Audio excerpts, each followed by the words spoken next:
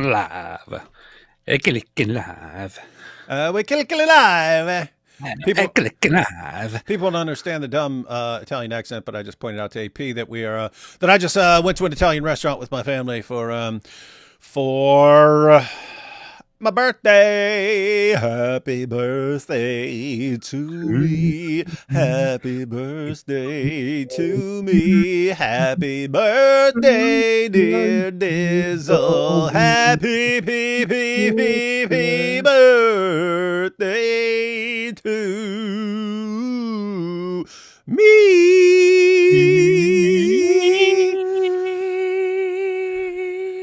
That was the greatest song ever. Hey, Hunter says, this is the proof, you see. Allah has cursed David's equipment so he cannot stream on his birthday, revert to Islam. No, actually, just got back and was grabbing the cake for the birthday. It's weird timing.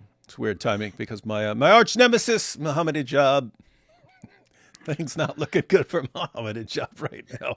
On my birthday, man. Seriously, of all times, this has to come out on my birthday. It's wild, man. Wild stuff going on. Apparently, Mohammed Hijab is wild and Mohammed Hijab is wild and I'm really interested in what's happening here. It's funny because I wasn't planning on having any topic. We're just gonna go live, take some questions and so on, chat with people. Eat some cake, all that kind of stuff. And then I wake up and there's all this stuff about Mohammed Hijab. Brand new stuff, breaking stuff about Mohammed Hijab that anyone could have predicted. Based on his personality type.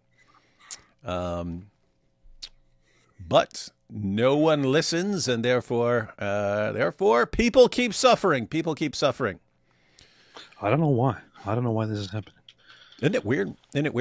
Guys, I'm going to break it down. I'll break it down now, and I will break it down multiple times during this live stream because no matter how many times we say it or other people say it or other people point this out, it keeps happening. And to be clear, guys, this is something we're going to be talking about that's going on in the Ummah. It is being exposed by Muslims themselves. So this is not just some sort of issue for Islam. It's Muslims who are exposing what's been going on with Mohammed Hijab.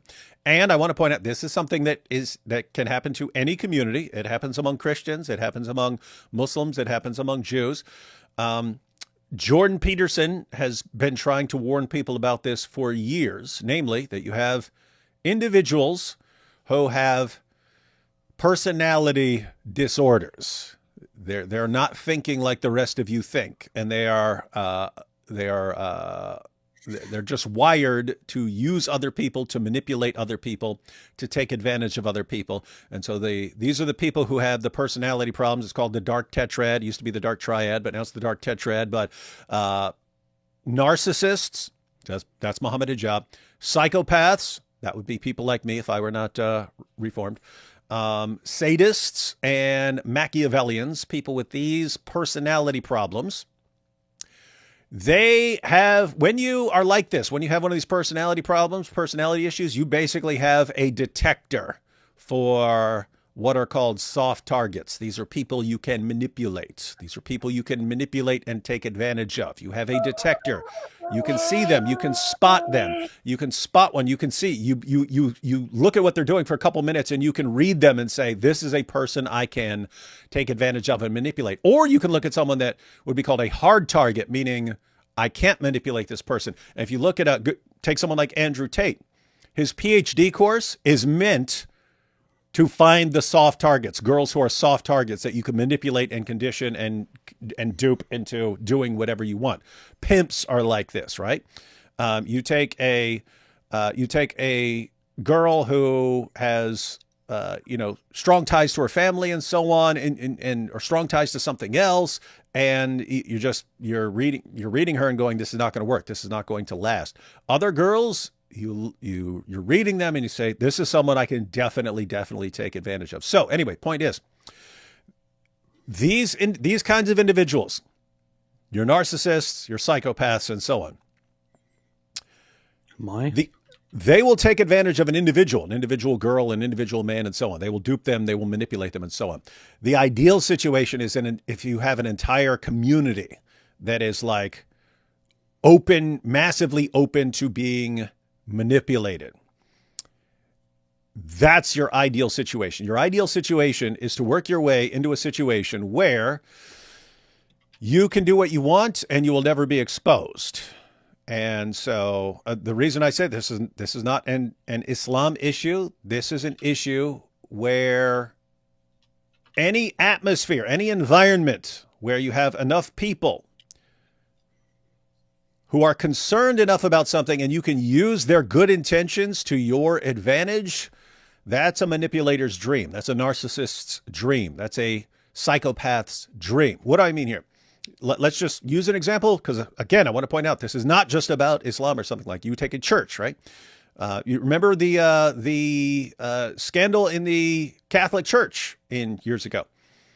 What you would have is someone can work their way into a situation, into a place of prominence in this church, and then get away with abusing people. Why? Because if someone finds out you're abusing people, or the person who's being abused realizes what's going on, they don't want to expose you because it would damage the institution, and people love the institution, and people have good, notice they have good intentions about their institution. They love their church, and so they don't want to hurt their church, and so they don't want to expose you because that might damage their church and so on. So that's the situation you want to be in. If I can get here, then I will not be exposed, because to expose me will do damage to what they love most. And if they love this, then they won't attack me. So that can happen anywhere. That can happen in a church. That can happen in a mosque and so on. If you are a manipulator and you're looking at the Ummah right now when they panic and they're in panic mode about the avalanche of apostasy, that people are leaving Islam in droves, and you're worried about this, you're looking at that. If you're a manipulator, you're going, this is an entire community right now that is so desperate. If I work my way into this community and I say, I'll be your champion, I'll be the one who saves your community and rescues you, you're set. If you're a narcissist, you're set. If you're a psychopath, you're set. And you just take advantage of these people and so on. So guys, I just want to be clear here at the beginning. That's why I'm saying this all at the beginning.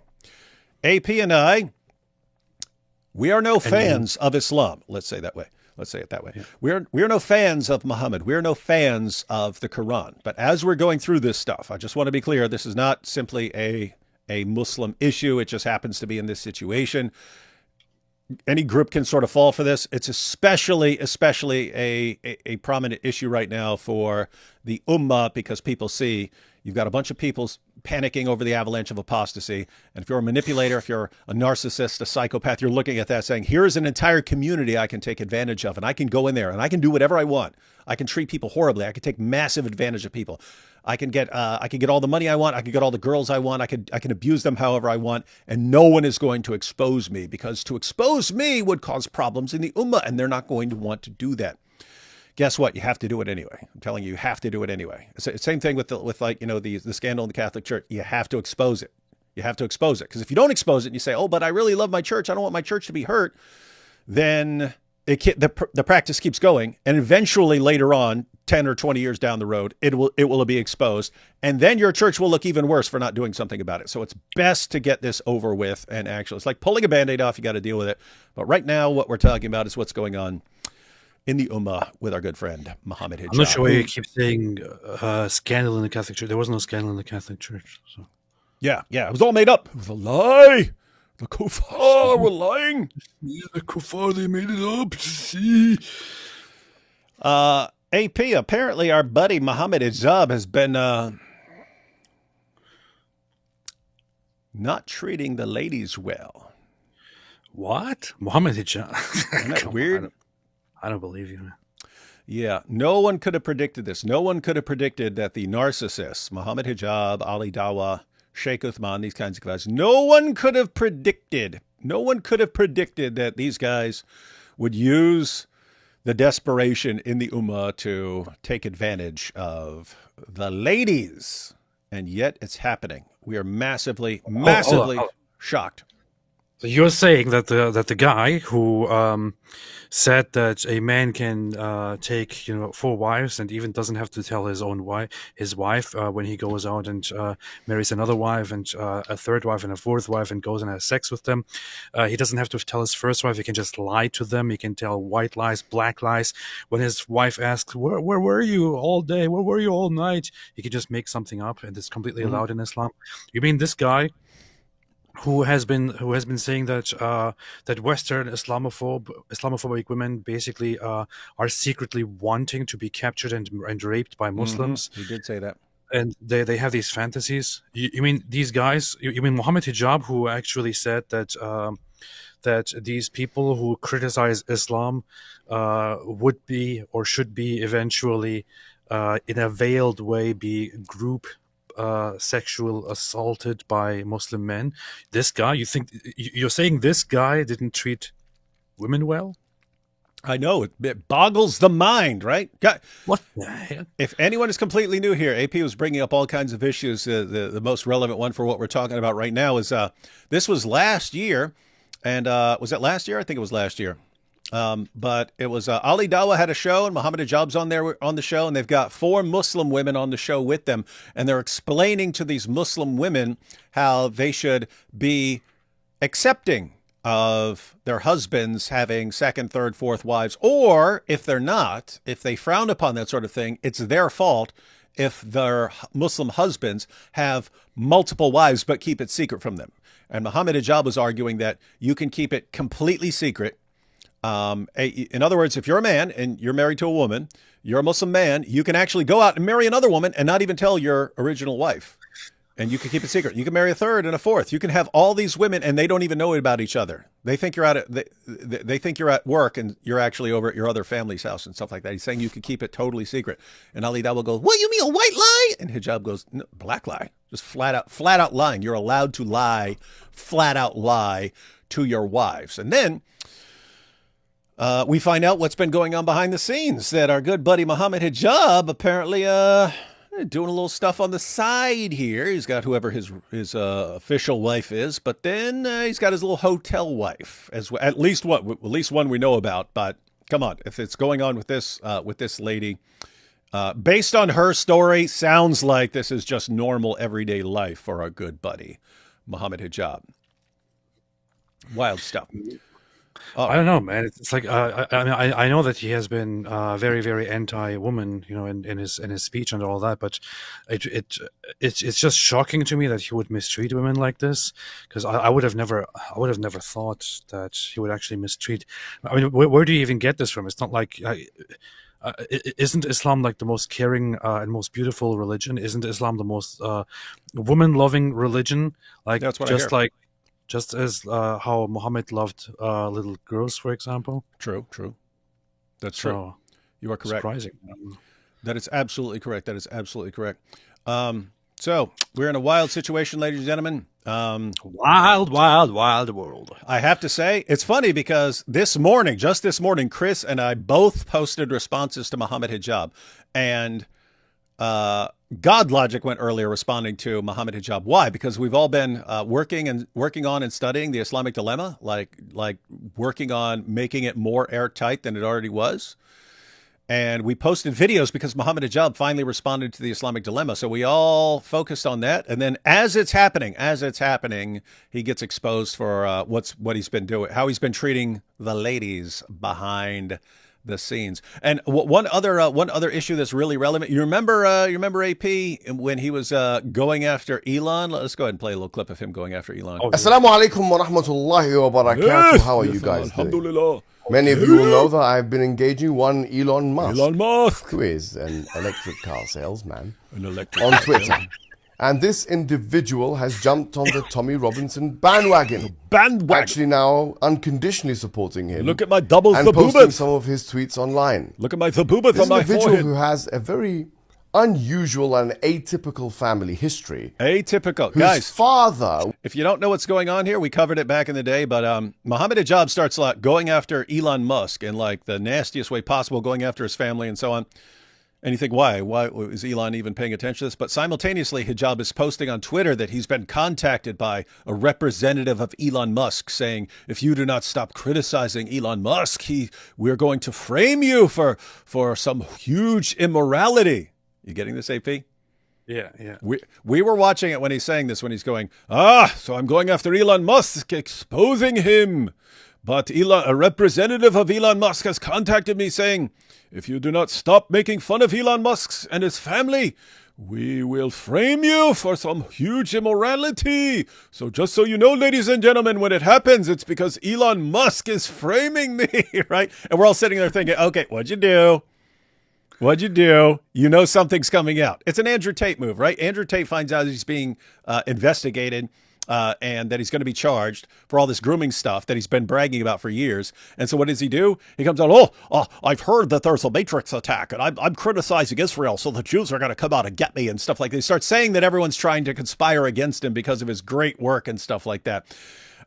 Turns out, AP, you haven't seen this video that we're about to go through, have you? I haven't. I mean, I only somebody sent it to me, or some people sent it to me. Some people said, "Hey, you have to see this." I haven't really seen much of it. Only a few minutes here and there of a woman making certain allegations, certain claims against this honorable man, Mohammed Hijab. But it seems like it is indeed the fact that Mohammed Hijab here was setting this whole thing up when he was saying that Elon Musk was threatening him, and was saying that he was going to expose some immoralities about Mohammed Hijab if Mohammed Hijab doesn't stop criticizing Elon Musk. And guess what Mohammed Hijab did since then, since this video came out? He did on several occasions, again, senselessly criticize Elon Musk, and Elon Musk probably has no idea about any of this. So it's a total joke. What's interesting about the interview with the woman that we're about to go through, I mean, not interview, but just video she posted. What's interesting about what she says is she's been trying behind the scenes to get them to deal with this problem. In other words, she didn't want to expose any of this publicly. She's trying to deal with it behind the scenes. And she says she was interviewed by Ali Dawah. Ali Dawah said he's going to help get to the bottom of this, and had her for an interview. The condition of the interview is she can't name Mohammed Hijab by name. She just has to say some guy who's doing this. So Ali Dawah interviews her, and then he decided he's not going to publish the interview. What's this mean?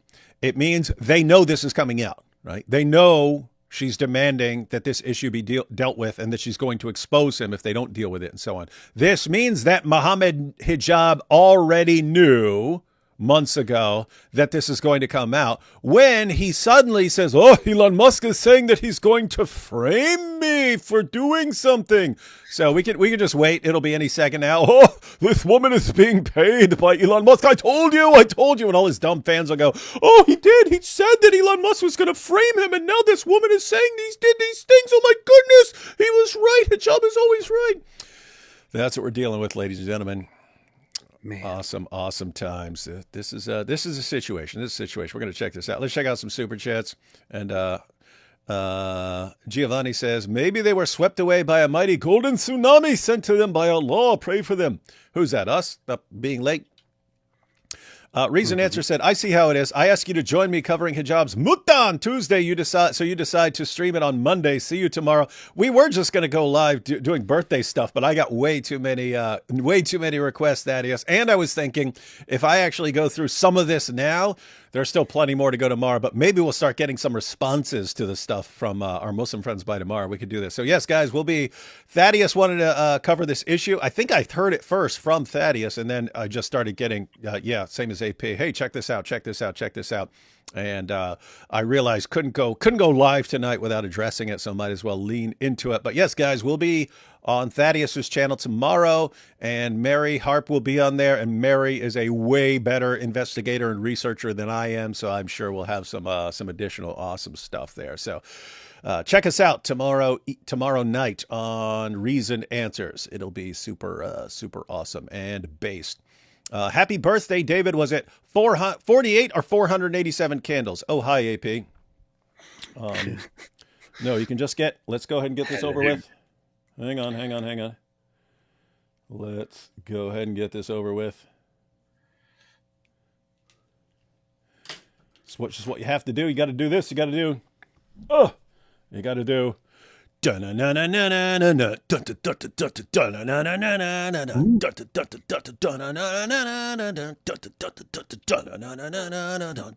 Carvel ice cream cake. Said it's your birthday. Happy birthday to me. Wait a minute, you're only 49 years old. Yeah, I know. It is crazy that next year's the big 50, man. I thought you were 60 or something. Yeah, no, that's what I feel like. But on behalf of all of you, I would like to wish a happy birthday to myself, and those lovely wishes are accepted by me on behalf of all of you. And so here I go. Here's the cake. So I got this on behalf of all of you for me, and now I'll blow out the candles. All right. Woohoo! Yeah, he did it. How did you do it? Woohoo! Hey, this thing's melting pretty quickly. It's been setting here for a couple minutes. Wait a minute. Speaking of that, I'll check if I have any cake left over. Well, it's not your birthday, so it doesn't really matter. Wait, what are we doing? Are we waiting for AP to find cake? I'll take some super chat. While we wait on AP. Hey, well, happy birthday. Thank you, Moo Moo Joe. Hey, this ice cream cake pretty tasty. Happy birthday, Daoud. Have the both of you watch Nubby Ashley's channel? Pretty good channel showing you, I'm sure you ever saw him in anime form. Yes, I have seen some videos, but I don't know what the latest is, but yeah, we've seen that. Happy birthday, D Wood. Thank you. Alles Gute zum Geburtstag. I hope you receive an angelic vision from Gabriel for your birthday.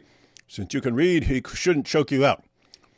Yeah, that is interesting. Like, if Mohammed could read, he wouldn't need to get choked out. Happy birthday, BHI. You see, this is the proof of atheism. Alex O'Connor's birthday was at the summit, so David fakes his birthday for today. That's a good one. Happy day of birth, Brother David. Thank you, Giovanni. Ha yom yom haludet. I hope that's something nice like happy birthday. D Wood, your debate was good, but you could have destroyed Alex harder with the late Dr. Heiser's research on Psalm 82. I don't agree with him on Psalm 82. That's a problem. I mean, as far as like the divine council stuff, I've always read that as straightforward, like human judges. So anyway, never mind. I don't have any cake left. A few days ago, we celebrated my little boy's birthday. He's your age. I thought there's still some left, but no. That's what you get. Assalamu alaikum, brothers and sisters. Right? Who nicked my falafel?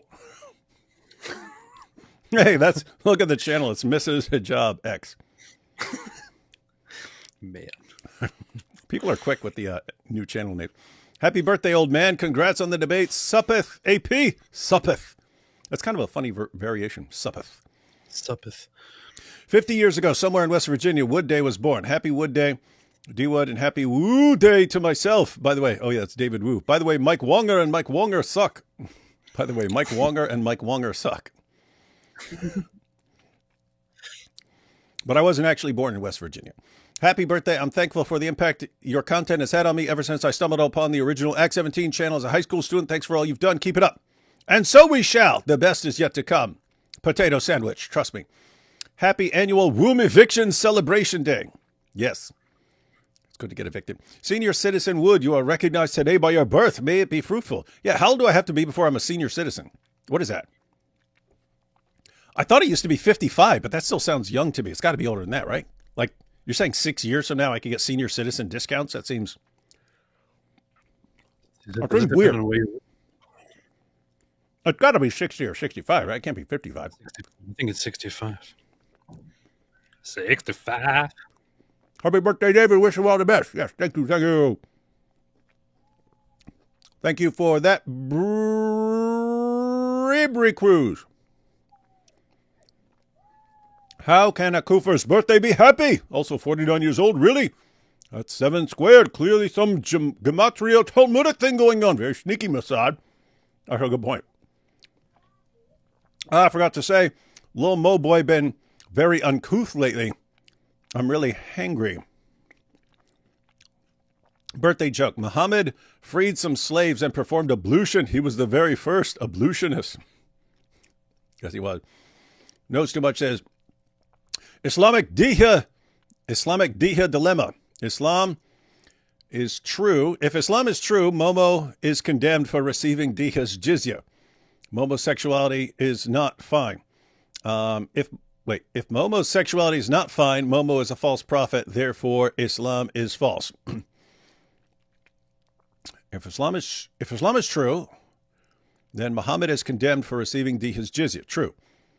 If Muhammad's sexuality is not fine, then Muhammad is a false prophet. Therefore, Islam is false. You could make an argument about that. Yo, Mrs. Ali D, where you at? Oh, yeah, it's from Mrs. Hijab. The Battle of the Whiteboards, ladies and gentlemen. Happy birthday, Mr. Wood. Yes, thank you, thank you. Abusing women sounds like Sunnah to me, mate. Yeah, that is. It is interesting. Like some of the stuff they're talking about, like I'm not even sure what the rulings on these things are, because you've got hijab, and he's basically using Islam, saying this is what I'm allowed to do, and you know who's gonna actually refute him?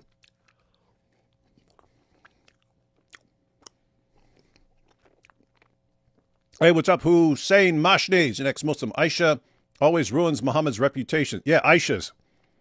Hey, that's right. This woman's name is Aisha. What an odd coincidence, huh? Strike that like button lightly if you fear disobedience. Got to strike it lightly. Hey, P, have you watched One Punch Man? David is awesome in that. Stay away from season 2, though. It kind of sucks. Almost like these nuts I'll call me on Momo's ribs. Yeah, season 2 was good, unless you compare it with season 1, which was awesome. And so it's a weird situation where you have a good show, but you set the bar so high. So, yeah, hopefully they fix that. Season 3. Scientists have resurrected the direwolf. I know. You see that? I mean, I didn't know. I just saw it in a tweet, but direwolves have been extinct for like 10,000 years. And they brought them back. That is wild stuff. Yeah, this true, right? Yeah, this true, right? Ali D says, I'm his little Aisha. This very sweet, yeah, isn't it? It would be funny if everyone in Ali Dawa's family actually talked like that. Like, imagine like all his in-laws and stuff like this, and they actually recorded them, but they all talk the same. Love you both. We pray weekly for you. Thank you. Thank you. And you can see the impact on AP. Momo Hijab has a brown spot on his forehead. That is true. That's the Zabuba. So Muhammad Hijabi says you could be married to 2 women, then marry 2 child brides without telling them, and it would be halal. Sounds very Muhammad-like. It's totally Muhammad-like. That is an issue. Ezra Almighty is wailing at the wall of those who worship him. How dare Mojab copy Momo? Mojab should copy Ezra. That would require becoming literate. Hey, Dawa, leave that. Hey, Dawa, leave that muta alone. That is true. Hail Ezra. I imagine he slammed his forehead onto his coffee table several times before turning on the camera. That's what you have to do, because that's a big virtue signal to the Ummah. Happy birthday, D-Wood. Hopefully when the sun goes into the muddy pool and Allah comes to the lowest heaven, he will hear your birthday wishes. Love the smile, AP. Yeah, Allah has to travel to hear people's prayers and birthday wishes. Those zabibas are almost as large as ma zabubas. Yeah, the goal of Muslim men is to have zabibas as large as their wives' zabubas. Thank you, Dr. David, for making me notice the flaws of Islam. I converted to Islam during a very vulnerable time in my life, and the Dawa guys took advantage of that. Finding your channel is a blessing. Also, happy birthday. That is good to hear, and that's why we do it. That's why we do this stuff online. We know that people are watching it. We know what the Dawa guys are doing, and I've said it before, but it's going to be a very bad year for Dawa because we're exposing it. Happy birthday, David. I proclaim Numbers 6:24-26. Yes, good passage. What inspired you to name your entire ministry after Acts 17 back in the day? What stood out to you personally about that specific chapter? There's lots of interesting stuff about Acts 17 and the Bereans and so on. But mainly it was just the Apostle Paul goes to Athens, which would have been the intellectual capital of the ancient world, and goes there and starts talking and then interacting with the philosophers of his day and stuff like that, but also preaching the gospel. So anyway, yep, liked that aspect. Happy birthday. Thank you, Grumpy. Give me that cake now. Nope, it's mine. It's not your birthday. Get your own on your birthday. Can we get the birthday song again, Lowell? I already sang 2 different versions of it, but I'm sure I'll sing it at some point. Happy birthday, David. Very thankful for you and your channel. You look 39. 139. Happy birthday, David. Live long and prosper. Your hat reminds me of the Silver Tin Man on Christian Bookshelf. Can't wait to watch Debate Young Man. These are good times. I like to imagine Gabriel suplex Momo in that cave. Yeah, we're still going to reenact that at some point. We're going to make an entire horror movie that is all about Muhammad's little journey in the cave. Happy birthday. May Christ keep you safe and strengthen you in your bravery to do the work he's given you to do in the Muslim world. It's a perfect time for it. Happy birthday in Salt Lake City for training. Despite how obviously false Mormonism is, I have to give it to them. Their prime city is very classy. That's interesting. Yeah, I don't even know. Never seen Salt Lake City, so. You know more about Islam and the Quran than any Muslim who preaches about it. No, there are Muslims who know significantly more, but the problem is there's basically 2 layers. You either learn everything or you're just completely ignorant and you listen to what your leaders say. And that allows people to manipulate them. Hussein says, happy birthday. Denny's senior citizen discount is 55 years old. That's what I was wondering. It sounded too young. That's what I thought it was 55. Doesn't that sound too young? Like 5 years from now, I'm going to be a senior citizen. They're going to be saying, yeah, you don't have to pay as much because of how old you are. Isn't that weird? I don't know. Maybe I'll be feeling way older by then, but we'll see. No, D Wood is 162 years old. That's true. That's how old my body feels. How does Hijab solve marital conflicts? He jabs. He definitely jabs. Happy birthday, Black Hebrew Israelite. Remember, because you know how to rap and stuff. And one dude said you could be one somewhere down the line. Yes, specifically the GMS camp. They think I'm one of them because I beatbox and stuff. So they think I'm actually a Hebrew Israelite. Someone would say he's a momosexual. That's true. Happy birthday, David. The world is a better place because you are here. We've hit the 49-year mark. Glory to God. I was last month. Hussein, I see you, bro. That's all from Daughter of the Most High there.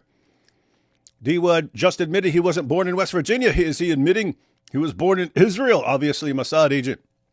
That's possible. John the Press by Happy birthday, D. Wood. Thank you. Hello. Hello, Yiddy. Play Epic Happy Birthday, David. Hilarious. What is that? A video? Play Epic Happy Birthday, David. U.S. government recognized a person who is 65 years old or older as a senior citizen, so you have a few years to go. Happy 16 years before Senior Citizen Day, David. But we got to go with, are we going to listen to the government or Denny's? I go with Denny's. Need halal marriage advice? Contact with Mon or Hijab's marital counseling. I hear business is booming. That is true. And we have your debate with Alex was fun. Many people, including Christians on Alex's channel, didn't get your jokes and thought you were being mean to him, being super nice. And I helped him. Happy birthday, young man. Google birthday discounts before next year. Senior is 65, but some discounts start at 50. Others kick in every 5 years after. Most start at 65. 64.5 for full Social Security. Okay, so I got a little ways to go. The Daughter of the Most High. The older we get, the younger 55 seems. It does. Seems really young. When you're 20, you're thinking 55. My goodness, that is like a trillion years old. And then when you're 49, it's like, what? How is that an old man? Doesn't make any sense. Look at what Elon made me do to my possessions. That is true. What Elon made Hijab do. John the Press said, OG Zabuba was Momo got a bruise on his forehead from getting his head bounced off the headboard from Diha. Normally I'd be offended at something like this sort of language, but it sounds like it's true. Not weird, but that's just what we're dealing with. Dizzle, Here's a poetry better than the Quran in honor of your birthday. Impossible. Let's read it. Hijab the stripper went wild, assaulted a girl. He smiled. Now facing the heat, from court not the street, his prophet gave him permission to defile. That is all true. It doesn't even have to be great poetry because it's great. It's great, powerful truth. Glad for your work. Happy birthday, Daily Wire. Thank you. Yes, it's a video on YouTube. Hilarious. Uh-oh. Wait, what's that referring to? Video on YouTube. I'm looking back for Deneen. Okay. Oh, play Epic Happy Birthday, David. Hilarious. No, it might be an epic song, but I don't know what that channel has set for its copyright stuff. So if you play certain songs and so on, they give you a copyright takedown or a copyright notice or something. Hey, where'd AP go? Did he disappear? Did he get upset that I was getting all the attention because of my birthday? We're just going to have to jump into this video then. Mohammed, police be upon him, started getting choked and said, this be an angel, matey. That is true. Faith Walker says, happy birthday. Thank you, Faith Walker. Rafter, no comment, but thank you for the super chat. Happy birthday, brother. Sorry I have no witty comment, but I pray you and your fam obtain the greatest of blessings. Thank you. And you see David Wood is 17,897 days old. I'm going to trust your math on that one. I have not calculated, but my goodness, that sounds like a lot of days. All right. Where's AP? I'm ready to start this video.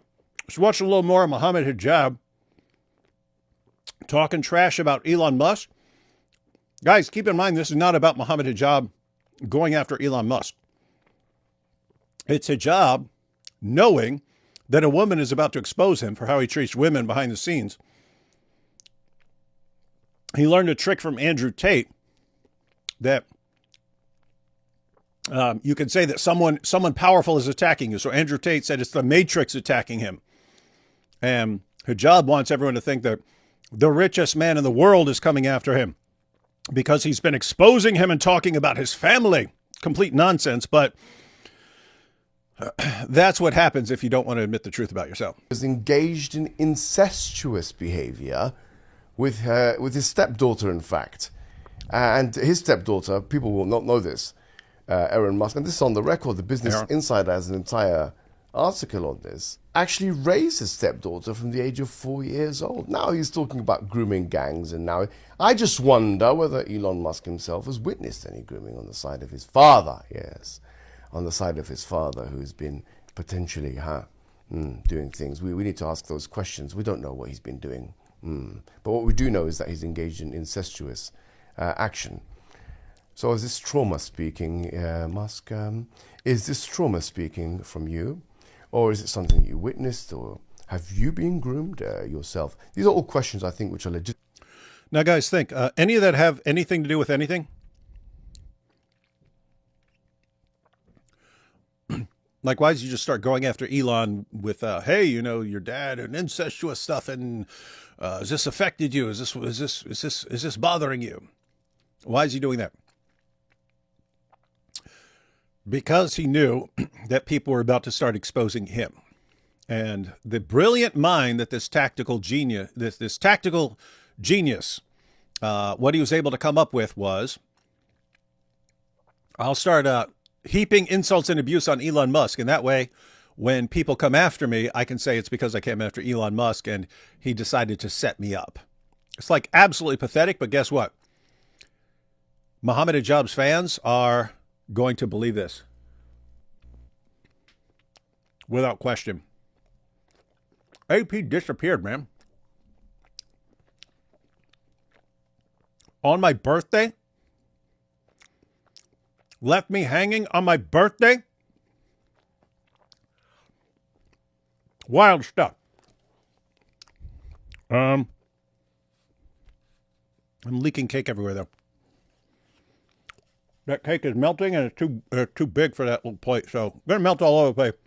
That's going to happen, unless I eat it fast enough. All right, so we got Hijab. He's going on saying this stuff. Psychological questions that people are going to be asking now, considering the overcompensatory behavior the erratic meltdown type behavior that we are witnessing from you on Twitter, where you're telling this person F you, and you're telling this other person, yeah, you're deleting your tweets sporadically, and I catch you out, and I catch you out again. All right, got all that? So he just goes on for like that for an entire video. But again, guys, the goal is not, oh, I have to suddenly go after Elon Musk. Not the point at all. The goal was to set up a villain, who's the one who's going to sabotage Mohammed Hijab. And that way, when an actual victim comes forward, that Mohammed Hijab can say, no, she's just being paid by Elon Musk to say this sort of thing about me. But all right, let's go ahead and check out the video that just came out exposing Mohammed Hijab. In a world of spiritual influencers and public dawah figures, trust is currency. And with trust comes responsibility. But what happens when that trust is weaponized, twisted into manipulation, secrecy, and abandonment? Before I proceed, let me level with you. I do not want to be here speaking about these issues. I do not want to be the face of any online movement. I have nothing to gain, yet have everything to lose. But why? Why do I feel so compelled to speak up? Because someone has to speak up. Someone has to do the not so popular work. Especially when all the leaders and organizations that should be fighting for the rights of those transgressed within our community, they all remain silent. You know why? Because it doesn't help their brand. It doesn't bring in the hundreds and thousands, if not millions in donations. I ask Allah subhanahu wa ta'ala to keep me and the others helping behind the scenes sincere in our efforts. Allahumma ameen. Behind Veils is not just a channel. You guys catch all that? Saying he doesn't want to be the guy who brings this stuff out. Guess what? No one does. That's what allows manipulators to get away with it. They know people don't want to expose them. People don't want to be the source of the drama. And if you're a good manipulator, so you're an Andrew Tate or a Mohammed Hijab or something like that, you have tons of fans. When you expose one of these guys, all their fans come at you, and can even be with like threats of violence and so on. So he's pointing out he doesn't want to do that. And that other influencers don't want to do that because you know what's coming at you. And it's not helping you. It's not helping your brand and so on to be the source of drama. Even though you're not the source of drama, you're the one who's doing something to expose evils and so on. But you get blamed for it. And he's saying he's just got to do it anyway. And just want to point out what this guy's doing. We obviously disagree on Islam and so on. We disagree on the Quran, disagree on Muhammad. I'm not the nicest guy when I'm responding to stuff. It's usually because I'm responding to people like Ali Dawah and Mohammed Hijab and stuff. But this guy, so again, I would disagree with this guy on all kinds of things. I respect him as a man. I respect this guy as a man for being a man and standing his ground to help other people who are being abused. So just to be clear, whatever differences we have on issues of religion, I respect this guy as a man. It is a movement, a space for the unheard, the betrayed, and the silenced. And today, we bring forward one of the most troubling stories we've encountered, because the man at the center of it isn't just a figure in our ummah.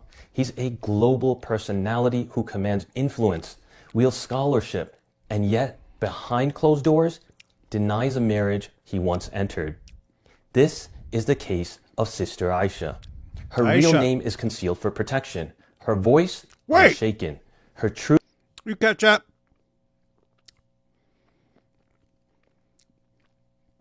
I didn't catch that when I sort of skimmed through it earlier, but saying her real name is concealed. Aisha, you went with Aisha? You had to give someone a fake name and you went with Aisha? I'm just saying, for future reference, that's the last name you should use. Revealed. After months of conversations, evidence gathering, and consultation with scholars, we reached out to Mohammed Hijab. Not to ambush, not to sensationalize, but to give him the opportunity to speak. Instead, we were met with deflections, threats, manipulation, and a disturbing refusal to acknowledge what multiple witnesses, texts, and even a sheikh confirmed, that a secret nikah did occur. and a woman was left in emotional and spiritual devastation. We were told it was all fabricated. We were told she was obsessed. We were told, produce evidence or leave me alone. But here's the thing. When a man of influence hides behind false oaths, auto-deleting messages, wears a mask to a hotel, and tells a woman, you accepted this, after promising her love, family, and care, this isn't just about a failed marriage. It's about abuse. It's about deception under the guise of Islam.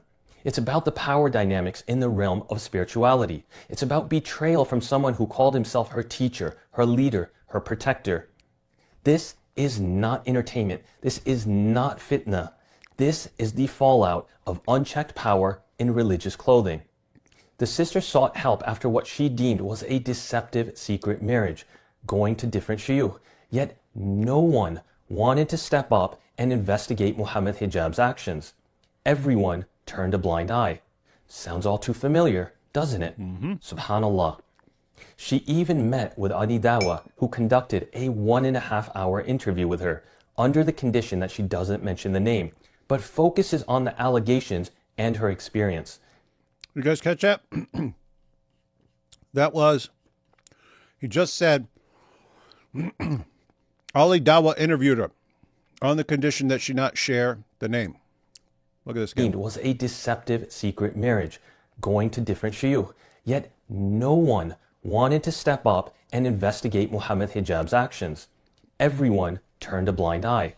Sounds all too familiar, doesn't it? Subhanallah. She even met with Ali Dawa, who conducted a 1.5-hour interview with her, under the condition that she doesn't mention the name, but focuses on the allegations and her experience. So, the woman who's accusing hijabs of various things gets interviewed by Ali Dawa, but she's not allowed to name Mohammed Hijab because it's Ali Dawa. And let's go ahead and see what happens. Despite agreeing to that, he later informed her that he will not be publishing the interview. Go figure. After all, Ali Dawa is buddies with Mohammed Hijab. Just prior to Ramadan, the sister filed for a case to be opened with the Islamic Council of Europe. Only time will tell if they are willing to investigate one of their peers. Here is Sister Aisha's voice, uninterrupted, unfiltered, and finally heard.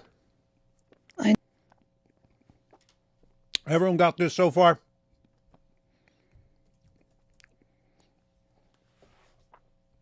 Hijab married this woman as some sort of second wife. Who knows how many he has? Something goes wrong. She tries to deal with it. Interview by Ali Dawa. Ali Dawa says this can never be public, even though she was keeping the names anonymous and so on. But here's her. Here's her in her own words. I never thought that one day I'm going to have to come out publicly on social media and speak about something like this. People who work for Islam and to protect our religion have always been more than family to me. And Mohammed Hijab in specific, I had a lot of respect and trust in him because of how scholars are praising him worldwide, and obviously because of his position and his knowledge and all of that. Get that? She's saying, why'd she fall for this? Because she respects Mohammed Hijab. Why? The scholars are praising him. Why are the scholars praising him? Because he's humiliating the kuffar, and they're dealing with the avalanche of apostasy. And so they have to bring him in and praise him because he's the only one who's going to keep young Muslims from leaving Islam. But there's a price. There's a cost. The cost is when you're praising this guy who's an obvious narcissist and manipulator, who's in it for himself. It's a guy who's going to use the status that you give him for himself to take advantage of people. And so, hey, all you Muslim leaders out there who are propping up people like Mohammed Hijab and Ali Dawa and Sheikh Uthman and so on, you're the ones giving these guys the ability to abuse women, Muslim women in the Ummah. You're the ones giving them that ability.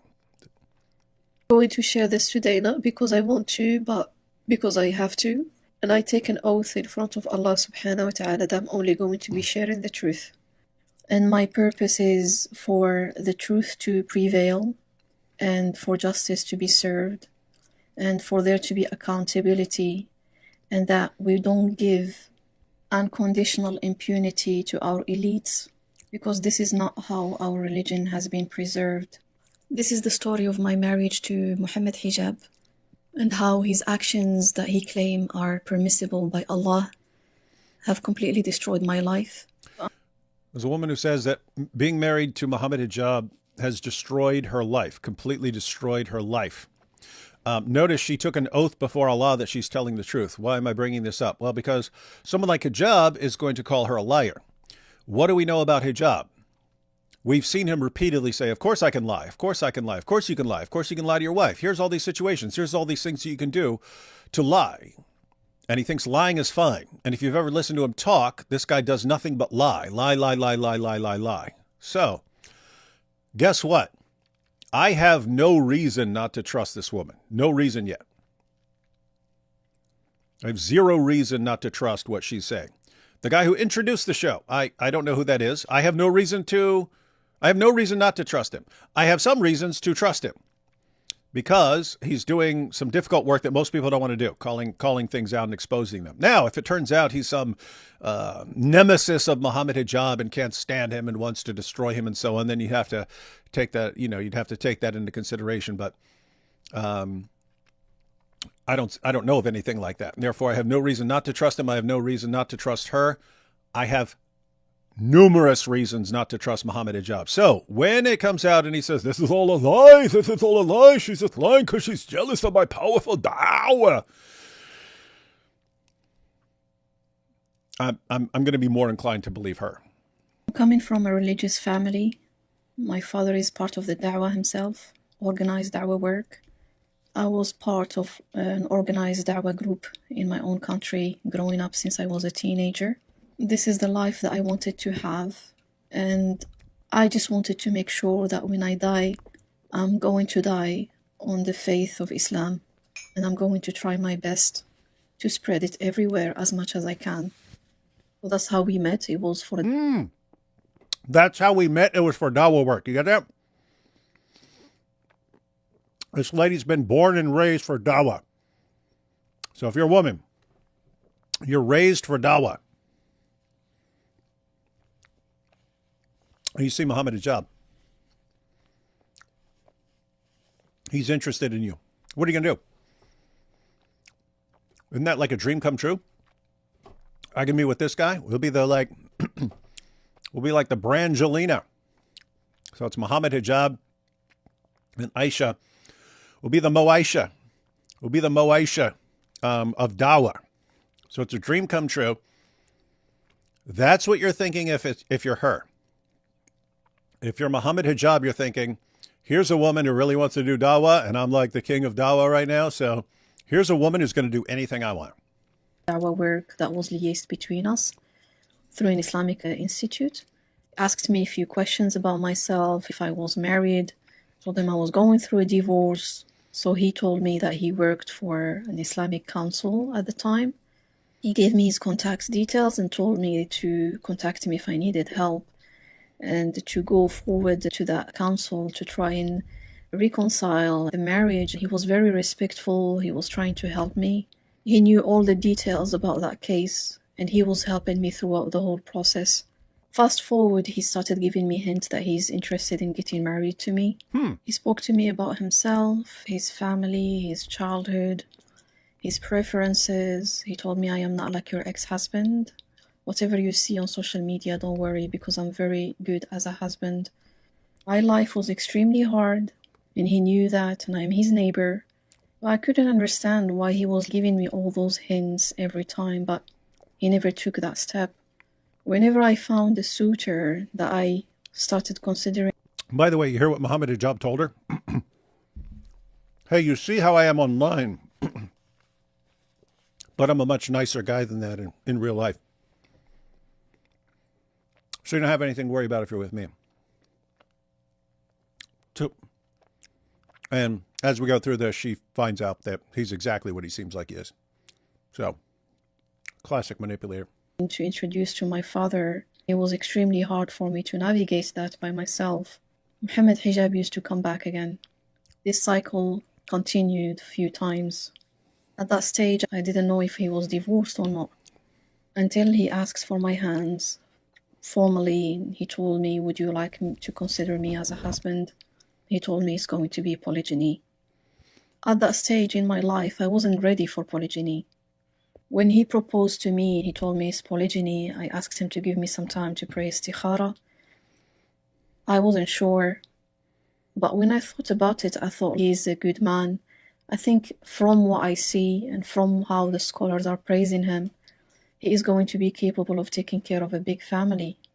He is qawwam, he is a guardian, he is knowledgeable, he is religious, he is pious, and he is praiseworthy. Further to that, he was pushing the idea and reassuring me that I'm going to be very happy with him. He reassured me so many times and told me that I should never worry that he's not going to be keeping this family safe. He told me that he's ready and he's going to be taking care of everything.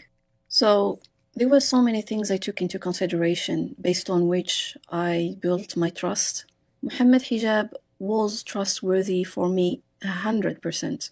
For so many reasons. Mohammed Hijab was trustworthy for you? Because I would regard him as like one of the least trustworthy people on the planet and in history. Like obvious compulsive liar who will say anything to get his way. But she fell for it. It's not only that he gave me his words and he's famous. I took time. I thought about it very deeply. I ticked boxes, a very long list of boxes. His mother, his care of his family, the fact he was able to keep his family together for a very long time with his kids, and he memorized the whole Quran. He's in the front line of the da'wah. He's praised. There is a testimony of hundreds of scholars around the world who are praising him. Praising him. Why? Guys, simple. There's an avalanche of apostasy. The apostasy rates are shooting up.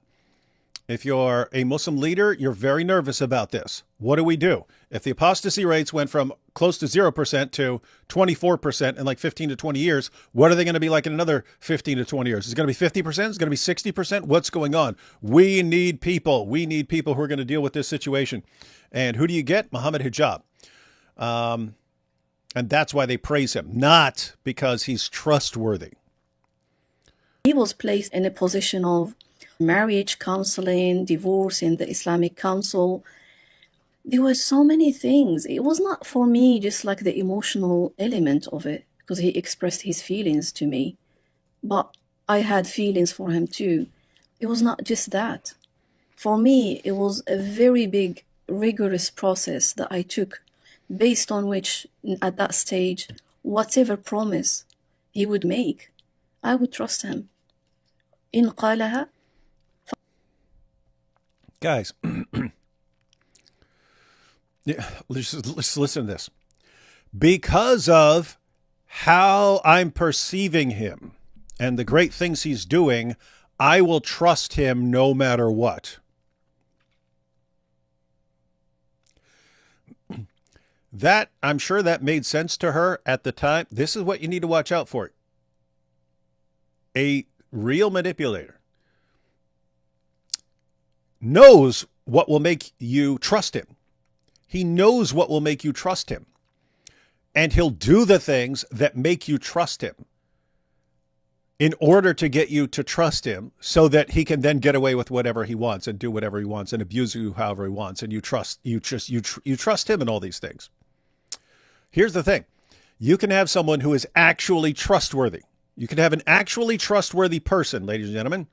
Take an actually trustworthy person. People start trusting the person because they just realize over time, wow, this person is trustworthy.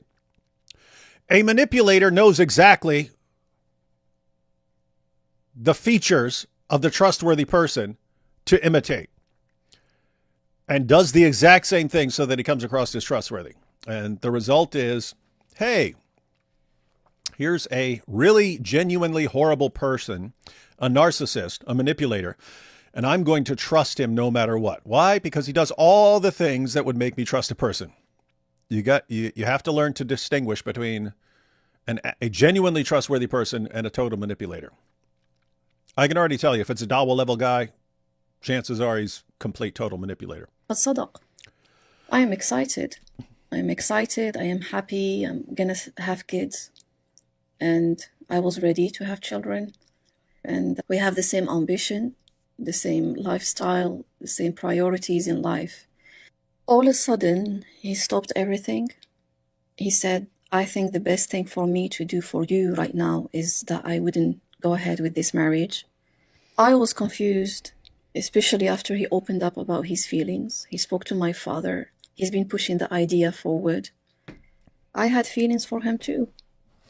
I tried to get explanations from him, but he didn't give me any reply. So we stopped contact. It took me a very long time trying to recover, and we stopped contact completely. After like 8 months, he contacted me again. He apologized and said, I couldn't go ahead with the marriage last time because I had personal reasons. I am back. I am here now. Let's go ahead with this. I am ready. Don't worry. We're going to go ahead with this time. Let's just make things quick. And he was rushing up the process. Obviously, I told him, you have to talk to my father again. And like, it was quite hard this time, especially that he told me he's not ready to make a big wedding back in my country. I told him that's okay. He said, I am not ready. I'm not able to go and meet your dad in person for personal reasons. And I trusted him. How many times she say she trusted him now?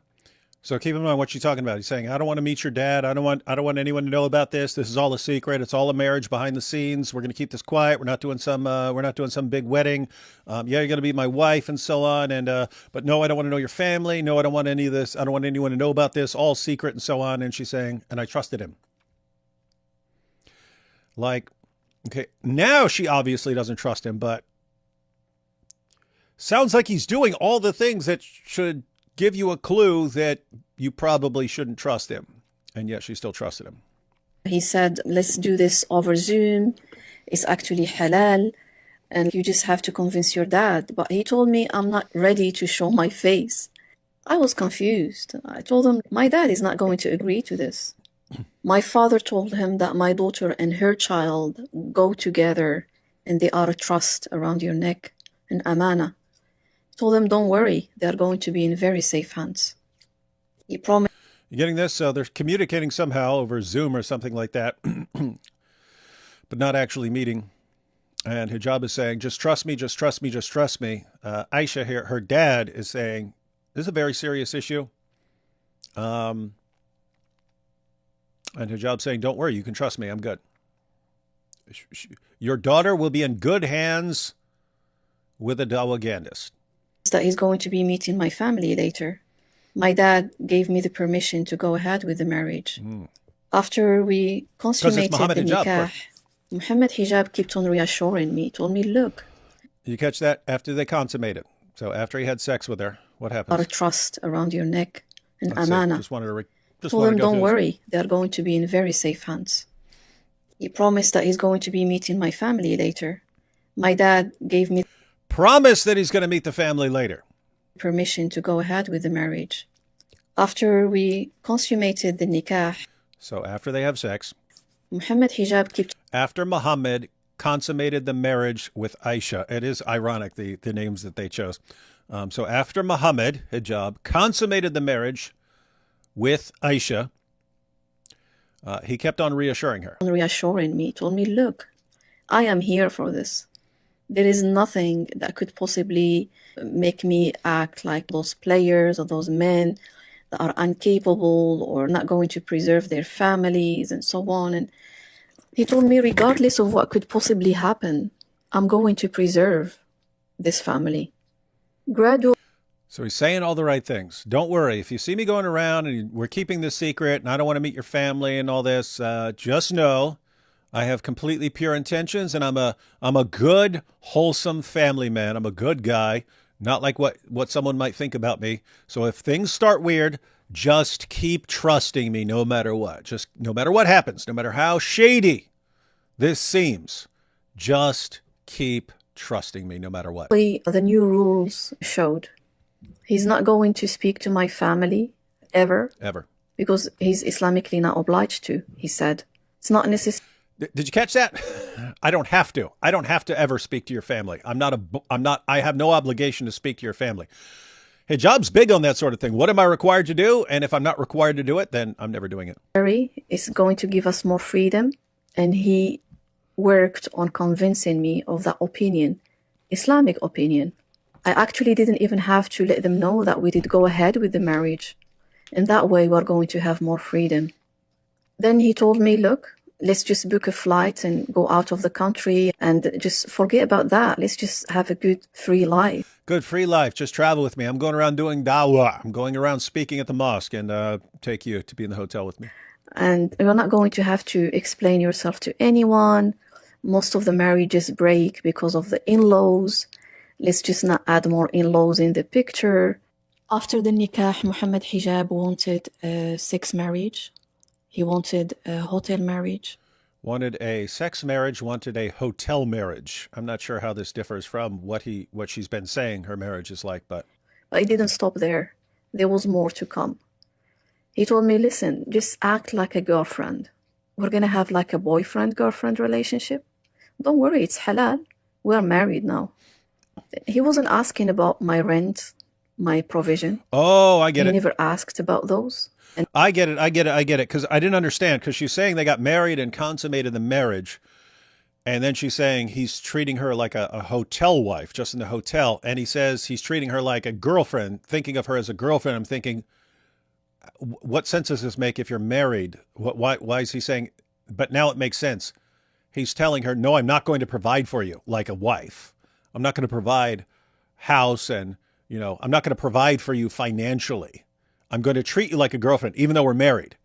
And we'll be together like in a hotel room. And so a hotel room, not in your house, because I'm not providing for... Guys, this is like dirtbag. This is like evil dirtbag stuff. I'm marrying you, but I'm not going to provide for you. I'm going to tell you, yes, I want a good family, but I'm never going to provide for you. So you're on your own like a girlfriend. You're like a girlfriend in that you're still independent from me, even though we're married. And was never interested in actually taking care of her. Never offered to pay for them. Then he went on a trip, a da'wah trip, and he told me that he was not ready to argue about my family situation. Too busy, got da'wah to do. He said, don't worry, just delay it. We're going to talk about it when I come back. So we carried on. We had like interactions like a husband and wife. And I was waiting for him to come back in order for him to talk to my family and get their blessings. And I told them, my father is going to ask me now if we did go ahead with the marriage. I have to give him a reply. He told me, just lie. Okay, now I'm getting it. So originally her father... Yeah, this is all kind of confusing to me because we're married, but we're acting like we're not married and so on. Okay, I think I'm getting this. Her father eventually gave her permission to get married. But they do this like Zoom thing or whatever, where there's like, Muslim Witness or something like that. And they're all like Mohammed Hijab's pals. But he's telling her, keep it secret. And I'm just going to treat you like a girlfriend. And I'm not going to provide for you, take care of you. And then so later on, when her dad is saying, hey, did you get married? She's saying, what do I tell him? Because you, Mohammed Hijab, my husband, because we're married, you're telling me to keep this a secret, but my dad is asking if we're married, and Hijab actually says, lie to him. Guys, think about this. He has no problem lying to a woman, even to his own wife, saying you can lie to your wife and get a second wife, third wife, whatever. You don't even have to tell the original wife. Even if she asks you, you can lie to. You can flat out lie to her. Here, he's telling a daughter to lie to her father. Everything about this guy's lies. And yet she keeps saying, and I trusted him. And how are you trusting a guy who does nothing but lie and tells you it's fine to lie and has videos publicly saying it's okay for men to lie to their wives? Like, how does it never cross your mind? Maybe I can't trust this guy. Notice it's the same issue that comes up with Andrew Tate. He's posting all these videos about how you manipulate women. And even after the women are informed, there are some of them who still remain loyal to him. It's like, what is wrong with you? Now, To be fair, I'm not calling out Aisha in particular. This is true of women. This is true of men. It's like once you're like falling for someone, hormones take over and common sense goes out the window. So this is not about Aisha. And, to her credit, she eventually realized the truth and is exposing him for it. But so the real message here is for any people who might be watching, you need to pay attention to who you're dealing with. Some people are giving you evidence constantly of what they really are, and you don't pick up on it because you're in love or because you're infatuated or because this person is your hero or something like that. And guess what? Someone that you're in love with or someone who's your hero can be a total lying manipulator. And you need to be aware of that. Delay it. Tell him we didn't go ahead with it yet. I was stuck because I can't talk to my father and tell him, well, the man I told you to blindly trust and sign a contract with him for marriage doesn't want to talk to you because he's Islamically not obliged to. Your sister is just going to be jealous of you. She's older. She's never been married before. You're going to get used to this situation. It's halal. There is nothing wrong with it. Why are you making things difficult? Don't worry. I'm going to try not to get you pregnant. This is a real relationship. I'm going to keep this like this for the rest of our life. I told him, are you going to change this for what you promised me at a later time? He said, no, this arrangement works the best for me, and I have no intention of changing it. As soon as he said that, I asked for divorce. He confirmed that he had no intention of paying the bills or the rent. He said, you didn't ask me for that when we were getting married. He said that... Guys, are you saying this? This is like pure evil. He marries her and is just using her for sex. He says, don't tell your family we're married. Lie to your own family about us being married. You're only my wife basically in a hotel room. Other than I'm treating you like a girlfriend. I'm never going to provide for you. You need to be completely faithful to me. And she says, if that's how it's going to be, I want a divorce. And he said, what? You didn't, how could you think that I'm supposed to provide? You didn't say that you wanted me to provide for you. Meanwhile, she was thinking, I want marriage and I want to have kids and we're going to be this awesome dawa couple and stuff. And no, he's just using you for sex. And she figures that out and she wants a divorce. He's like, what? You didn't tell me you want all this, this home and family and stuff like that. What's wrong with you? What's wrong with you? This is your fault. Watch out. Manipulators will always do that. Always, always, always. If something comes up and you realize, whoa, this person's a problem, they will shift blame back to you. You're actually the problem. You didn't tell me any of this stuff. Again, guys, you notice the parallel to Andrew Tate. He finds women and girls who want marriage, want families. He uses that desire on their part. They want to be with Andrew Tate. They like Andrew Tate. They want a marriage. They want kids. He uses their desire to get what he wants, which is for these girls to make him money and stuff and do his webcam business. But this woman, she just wants to be married and have kids and so on. He uses that, but turns her into not doing webcam stuff, but just to be his basically girlfriend for sex in the hotels and so on his dawa trips and afterwards. And when she points out that's not what I want. I actually want, a family here. I don't want to be sneaking around and lying to my family. I want a home and so on. And what? That's what you want? I thought you were just going to be my sex toy for all these years with no obligations on my part. This is the hero of Dawa. This is the all-time Dawa hero of the past 5 years, Mohammed Hijab. That's what you get. Just wanted to have full discretion. Everything is up to him. He will never change the hotel ever. He will never speak to my family ever. He's not going to be paying for anything. Anything. And we're not going to have kids. No kids. Not going to be taking care of my daughter. Not going to take care of my daughter. Nothing. We're never going to have a home. Never going to have a home. Every word he uttered was trauma for me. Every single one of them harmed me. Every single word of his harmed her. Why is this relevant? Well, Mohammed Hijab says he believes in this harm principle that Muhammad said you shouldn't harm and so on. You see him how he is in real life. Terribly abusive.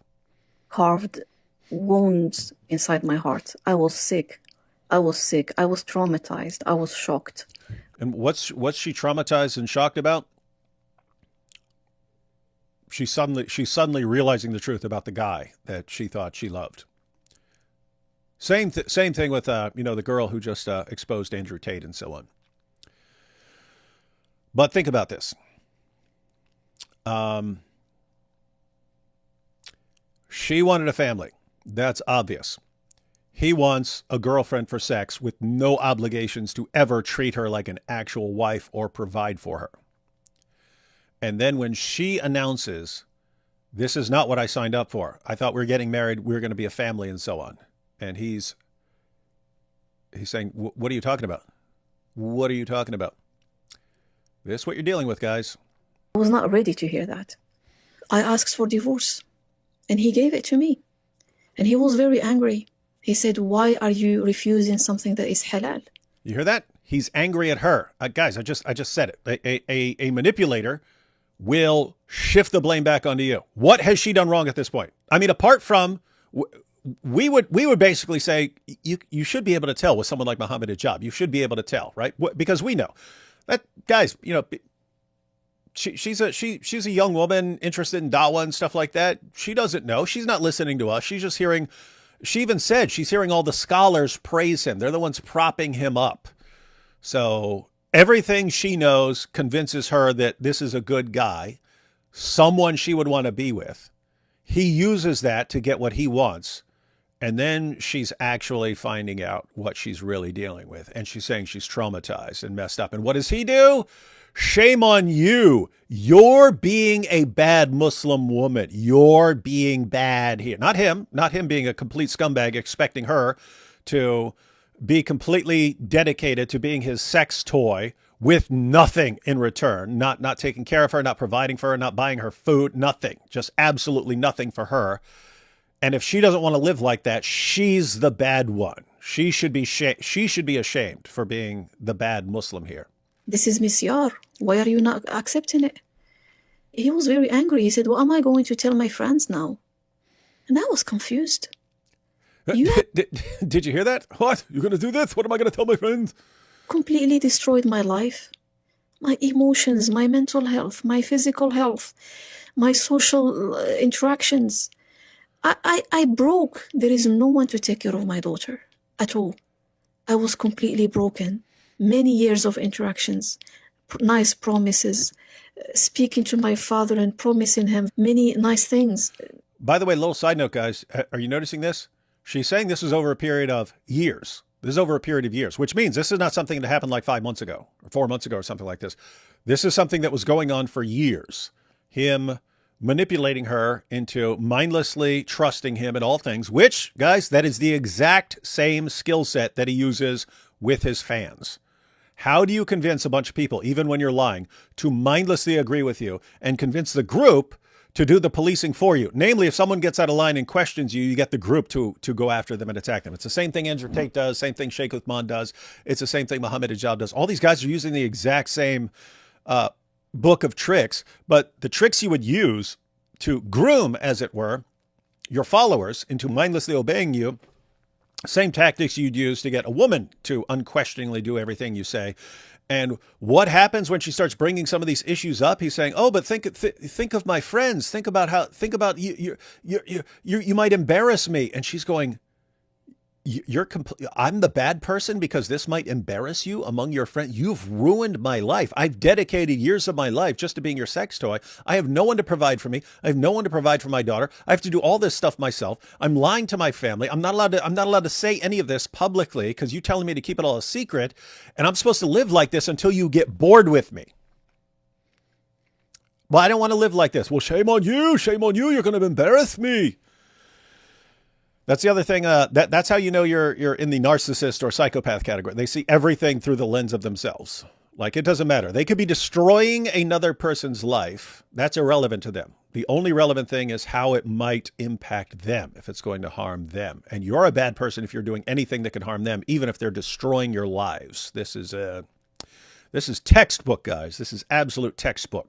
Telling me that there is love in this and so on. And at the end, that's what I ended up with. After we argued a lot after our divorce, he told me, look, I can take you back if you want to accept what I asked from you. I said, obviously, I will never accept something like that. Good for you. I couldn't even believe that he was asking me something like that at all. I was sick.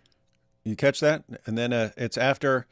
So she says she wants a divorce and so on. And then later on, he's like, well, I could take you back. If you've learned your lesson, I could take you back. And she's saying, I'm not going back.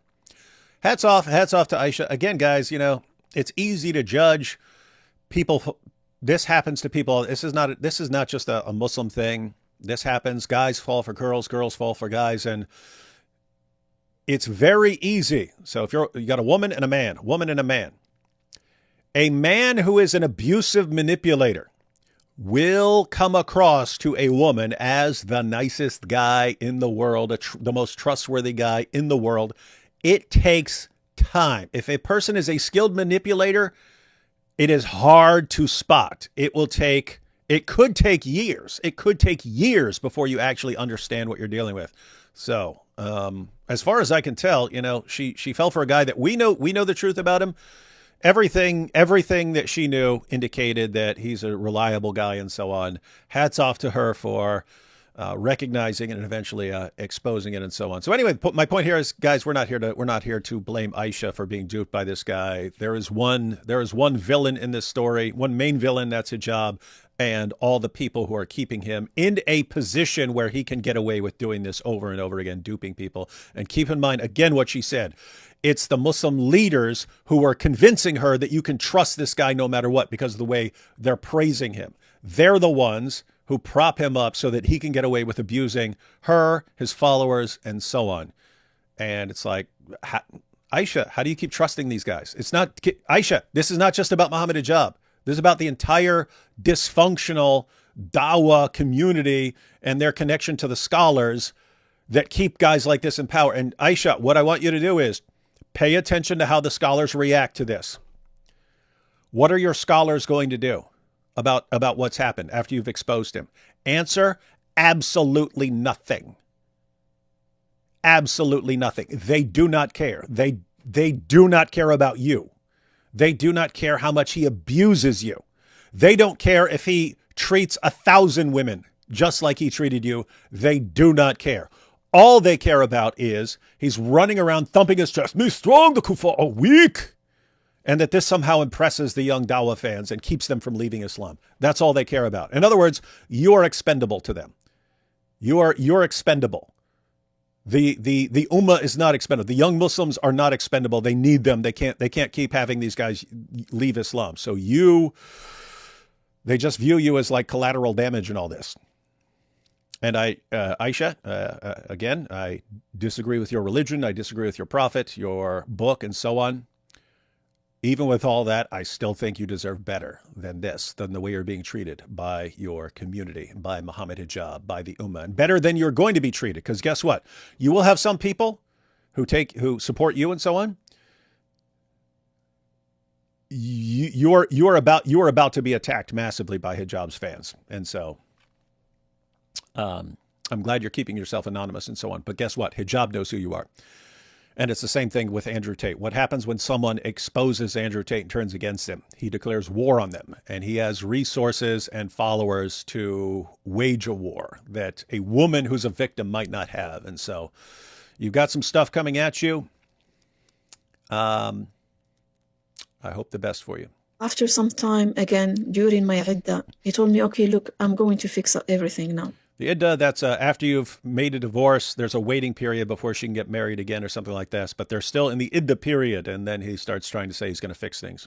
Going to involve your family and all those things that we agreed to. I couldn't trust him anymore. I contacted the sheikh and I was like, I really don't know what I have to do. I don't know whether or not to trust him anymore. In our final interaction, he was like, look, that arrangement of meeting in hotels is what I was looking for. And I thought you are the best suitor for that kind of marriage. It is halal. And that's the only arrangement that works for me. And I'm really sorry, but that's all what I wanted. Everyone catching this?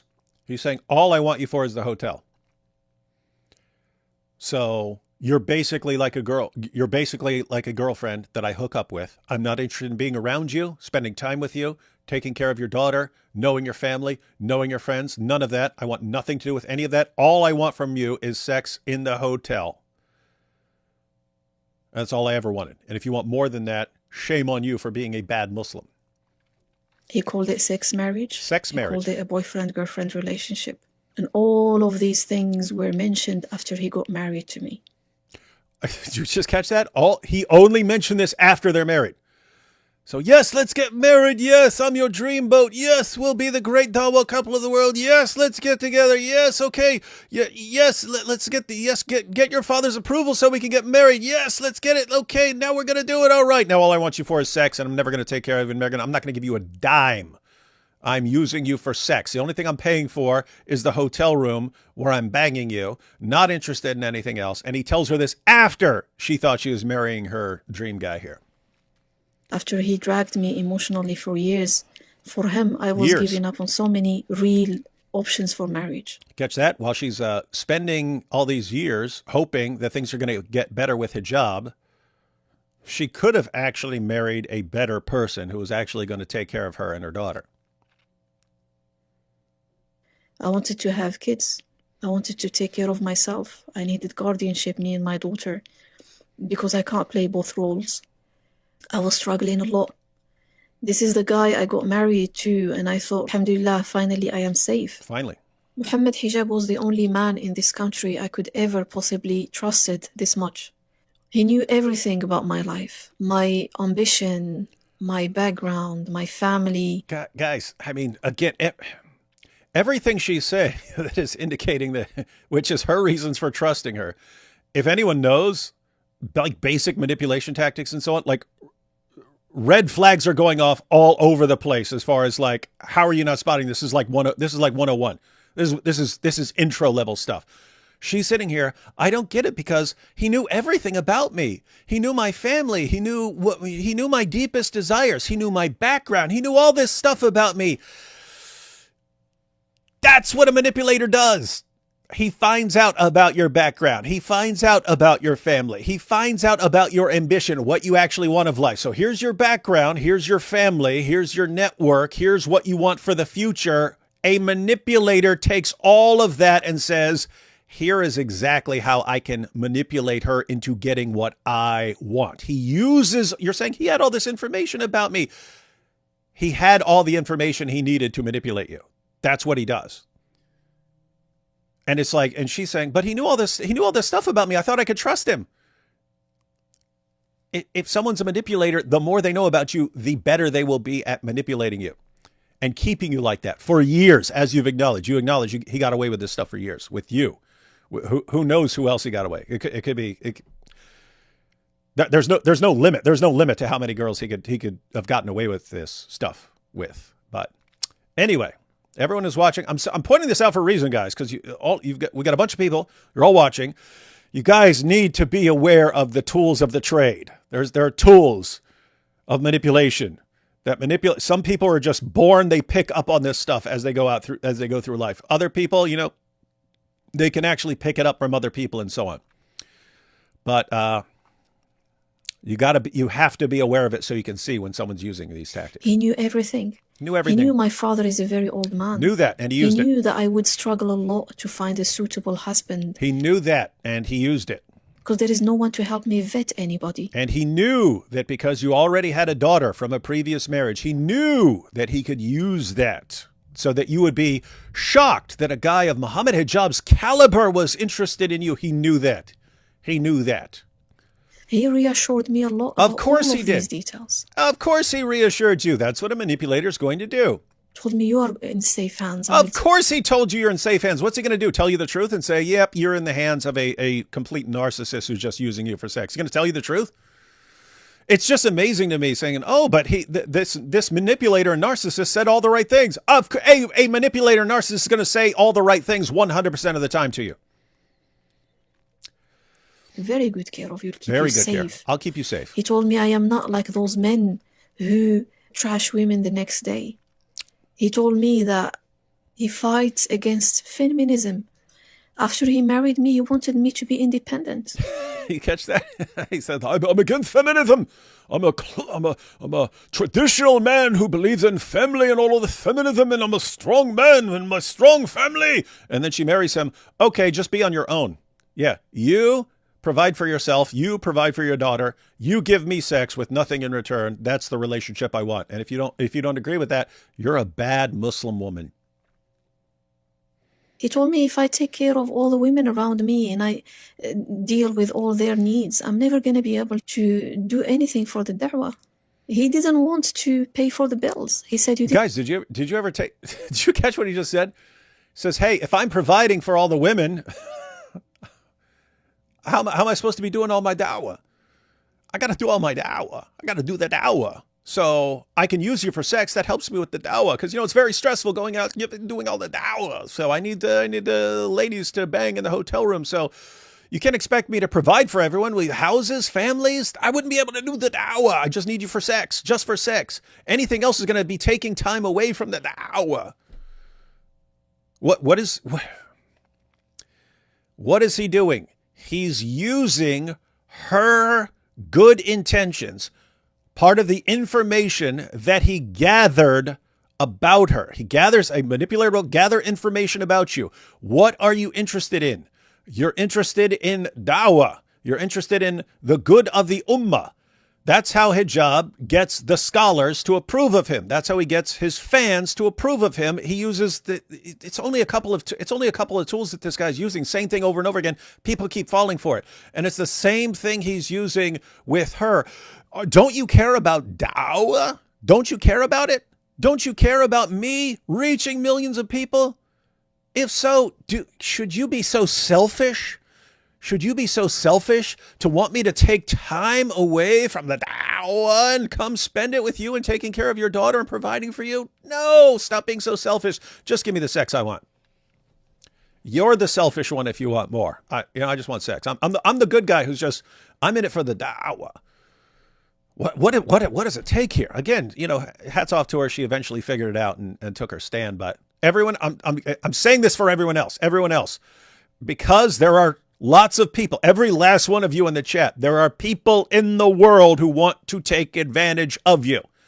There are people in the world who want nothing but what's best for you. There are also people who want to use you to get what they want. You need to be able to spot the people who want to use you for their own agenda or their own desires. You have to be able to spot those people, and it can be hard because they know how to appear exactly like the trustworthy guys who want nothing but the best for you. But the things she's saying, those are supposed to be the clues. When he's saying, what? Why would I take care of you when I'm so focused on da'wah? That's a clue right there. That's a clue. Okay, he's using something I care about to get me to do what? Spend my life doing nothing but being a sex toy for him? That's not what a good person who has your best interest at heart is going to do. That is what a selfish, narcissistic, egomaniacal manipulator is going to do. So those are the clues that you look for to say, oh, he seemed like a great guy and he's just in it for the da'wah and so on. Now I'm seeing that's not the case at all. That's what you're supposed to be picking up on. Oh, anyway. Let's go ahead and take a couple super chats. Here. For anyone who's knowing, AP messaged me after he zoomed out. He said he had some stuff he has to. He found out he has some stuff he has to go do. So that's all cool. That's fine. We're just going through this video, but AP needs to check it out as well. Please, Aisha in the boom boom room.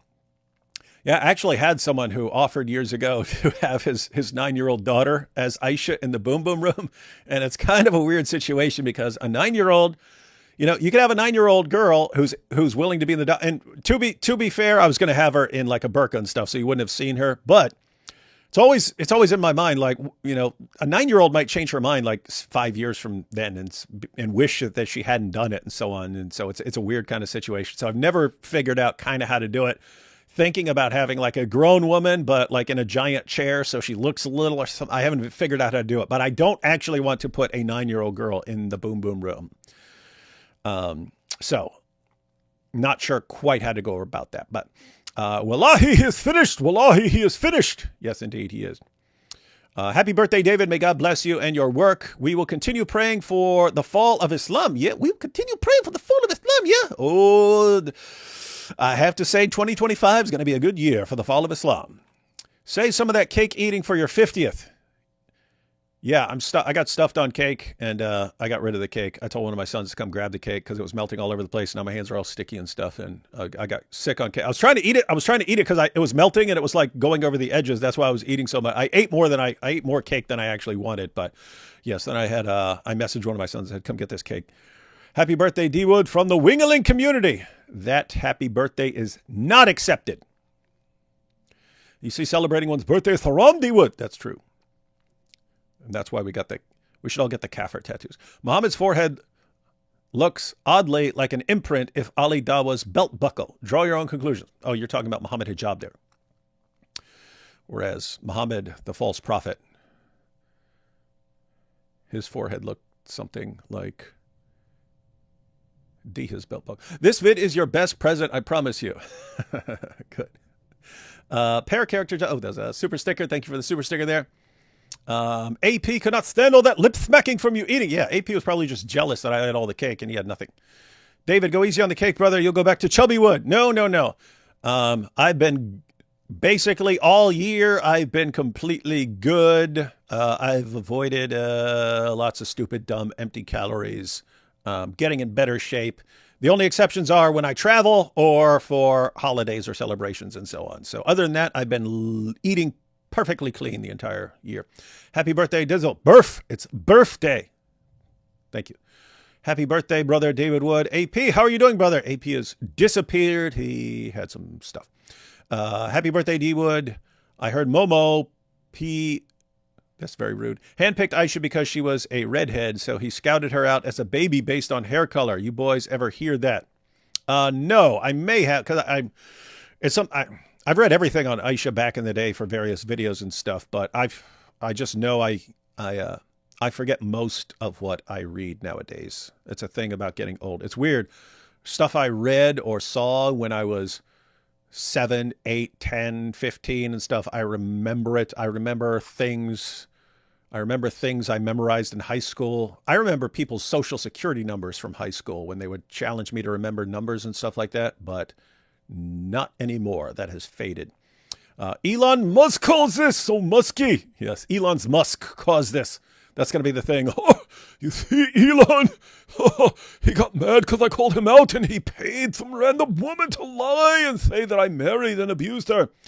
Brother, love you and all praise to Christendom, but the smacking of food is driving me crazy. Yeah, sorry about that, but it's over. It's over now. No more cake on this show till 1 year from today.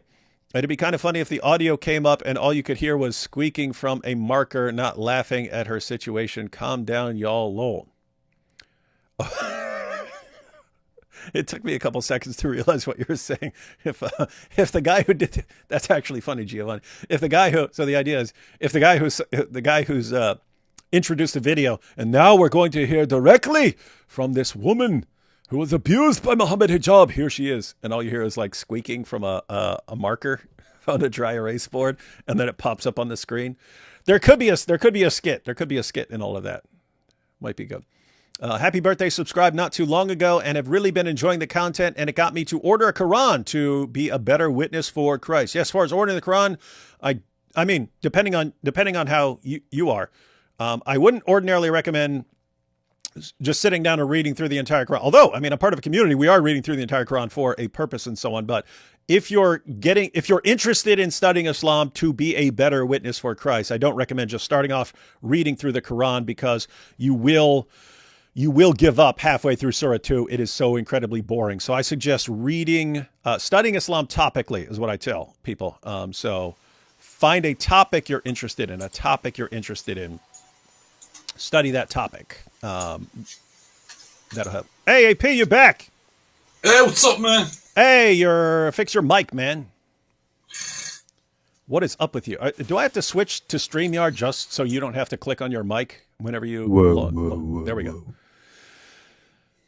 You missed some messed up stuff, man. This is like, hijab is like I want to say it's a masterclass in manipulation, but all he uses is like the three most basic tactics and not the more advanced tactics. It's all the most basic stuff. So I can't call it a masterclass. You could call it a masterclass in like intro level manipulation.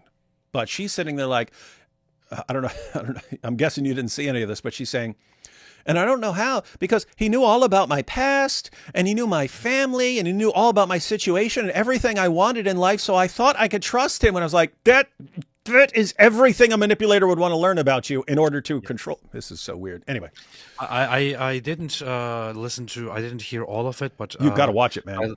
I listened into some of it, so I caught some of what she said here, and it made me feel like, I mean, this is just, I don't know why I'm surprised, or I don't know why I'm even angry, because this is typical coming from somebody like Mohammed Hijab. He's a manipulator, he's a narcissist. He admitted to me himself that he's a narcissist, and so on. So this is our guy. He knows that he's a liar. He openly lies and acknowledges that he lies, and so on.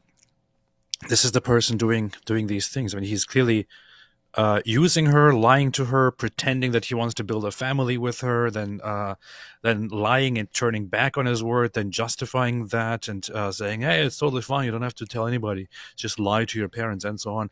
This is very typical Mohammed Hijab. This is exactly how we know Mohammed Hijab. There is no big surprise here. Zero. But and it's also very obvious that he was setting everyone up for this when he made a video in which he said that Elon Musk or somebody on behalf of Elon Musk is threatening him and is about to release some immoralities about him or something like that. He was clearly lying once again to set people up for this, because he knew that this was going to come to the surface. And he does this all the time. He lies and lies and lies. He lies foremost to his own people, and they still don't care. That's, by the way, that's the most disturbing part, right? Like a young woman falling for Mohammed Hijab. That's not surprising to me. You'd think, okay, how do you not realize this more quickly what you're dealing with, especially when there's so much out there to show what you're actually dealing with.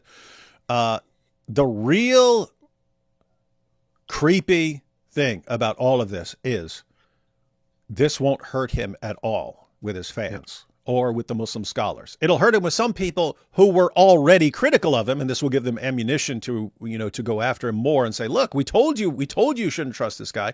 So he has critics even in the Muslim community who will point this out and so on and use this. But for his fans, doesn't matter. It's the same thing with Andrew Tate, right? It doesn't matter. It doesn't matter how much evidence comes out. His fans are still just loyal to him. And it's just, guys, I just want to say, when the ummah rallies around someone like this and makes him and gives him this position, this status, and knows that he's abusing people and says, you know what, we don't care because he's strong and he's thumping his chest and saying, be strong, and therefore that's all we care about. Do not tell us about your religion. We're not interested. We're not. This is the... Unfortunately, I mean, I heard her say, "Oh, and I trusted him, and I had reasons to trust him, and I trusted him, and I had reasons to trust him, and I trusted him, and I had reasons." It's like, man, I'm sorry to say, but there is a thing that is many women have this very very strangely, seemingly stupid side about them, where they will repeatedly trust a guy. Even if it's very, very obvious that the guy is just the worst person in the world, they're like, yeah, but I trust it. Why the heck would you trust him? Yeah. There's literally no reason to trust it. Yeah, think about that, because that's like extreme. Like a guy you'll have a husband, he'll beat the crap out of his wife, and she'll call the cops, and the cops will come and stuff, and they'll come back. I'm sorry, I was wrong, and she'll go, okay. Look, I'm buying you flowers. Oh, he's so sincere. He's really changed. No, he knows I just beat the crap out of her. She's mad, and if I give her flowers and say I'm sorry, she'll fall for it. To be fair, a guy could do something and actually change. The point is, just because a guy is apologizing and giving you flowers does not mean he's changed. That because a person who hasn't changed is going to do the exact same thing. And he knows this is what will make you trust him again. So should be picking up on these things, ladies. And this is not just about being this is not just an anti-woman thing. It is unfortunately the whole dynamic. I mean, men tend to be, the ugly ones here in this situation. I mean, the woman here at worst is simply naive and stupid and falls for things and wants to look for reconciliation somehow, or falls for her own feelings and develops some trauma with which she then moves forth. But it's the guy who is being the ugly one here, and this just happens so often, again and again and again, and it's so sickening and stupid every single time. But the issue is also Mohammed Hijab is a very public figure. And we know that he is a sick, messed up person. But his community, the Muslim community, the Muslim scholars, they prop him up. Mm-hmm. The Muslim apologists, they prop him up. That's what I've been saying. They're the guilty ones. Yeah. They prop him up, and then a stupid woman comes and trusts this guy. So it's not just on the woman; it's also on the community. On the community here. You said exactly what I said earlier. That they're the ones who are responsible. Because she even said it. She even said, all the scholars were praising him, and that's kind of the point. Is even after all this is coming out, they'll still be praising him. Yeah. And he will keep abusing women because you are keeping him in that position where he's too important for you to expose. And so they keep him. But guys, that's the point. A manipulator, a narcissist, a psychopath will insert him into that will insert himself into that situation to get that status so that he's untouchable.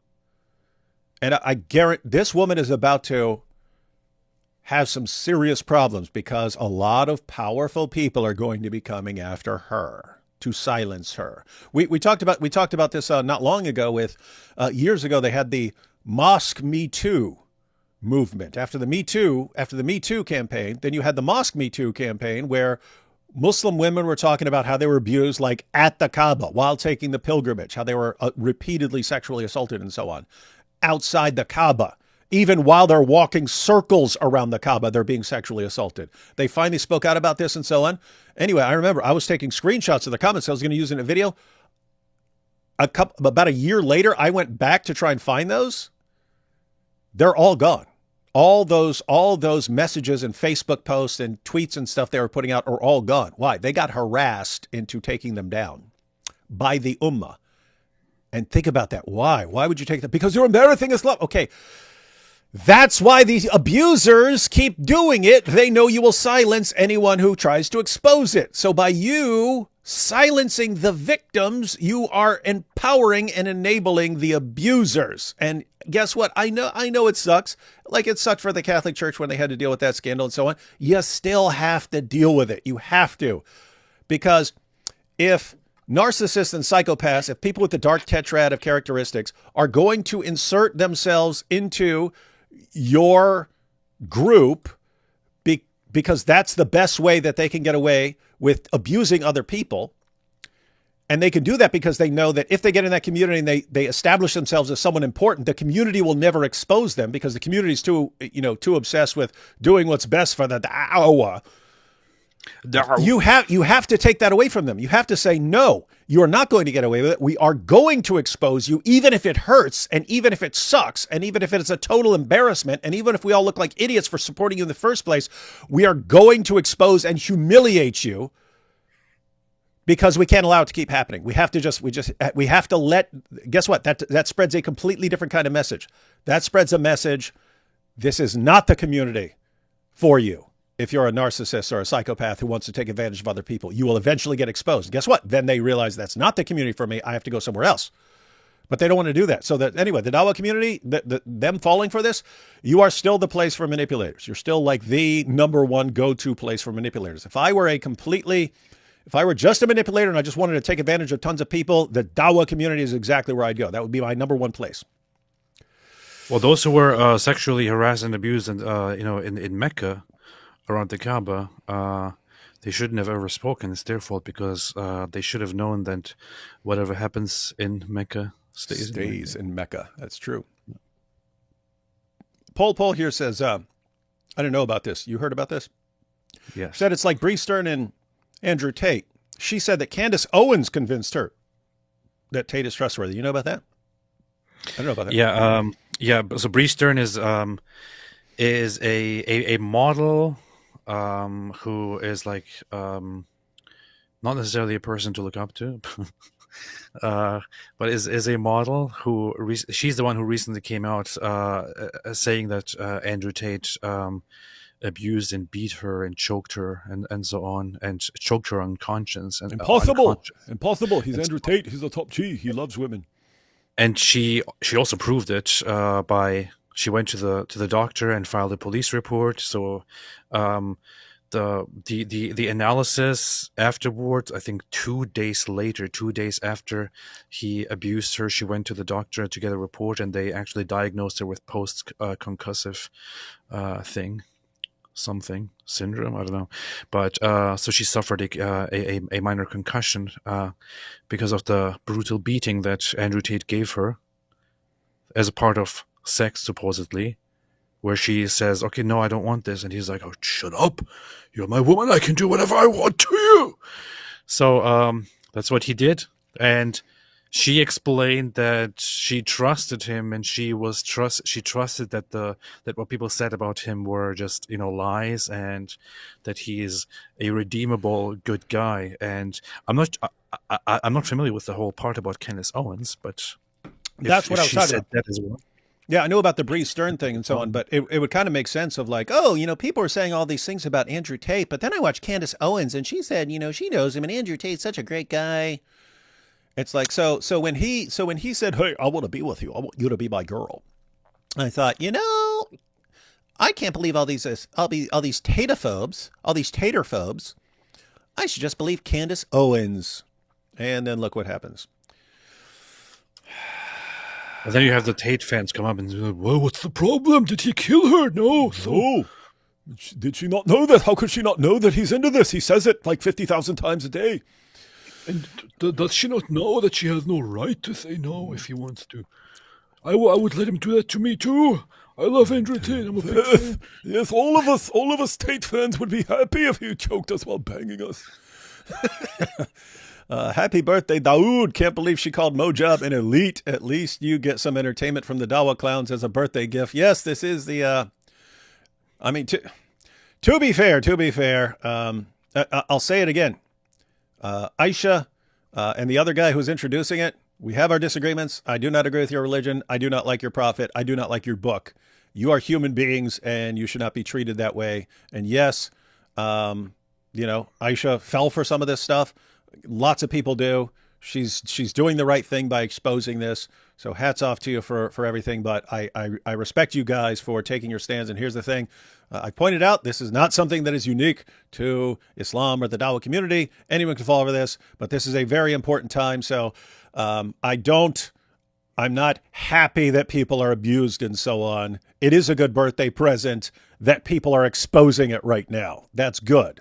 Because you sit there and think, how are you not exposing this guy? How?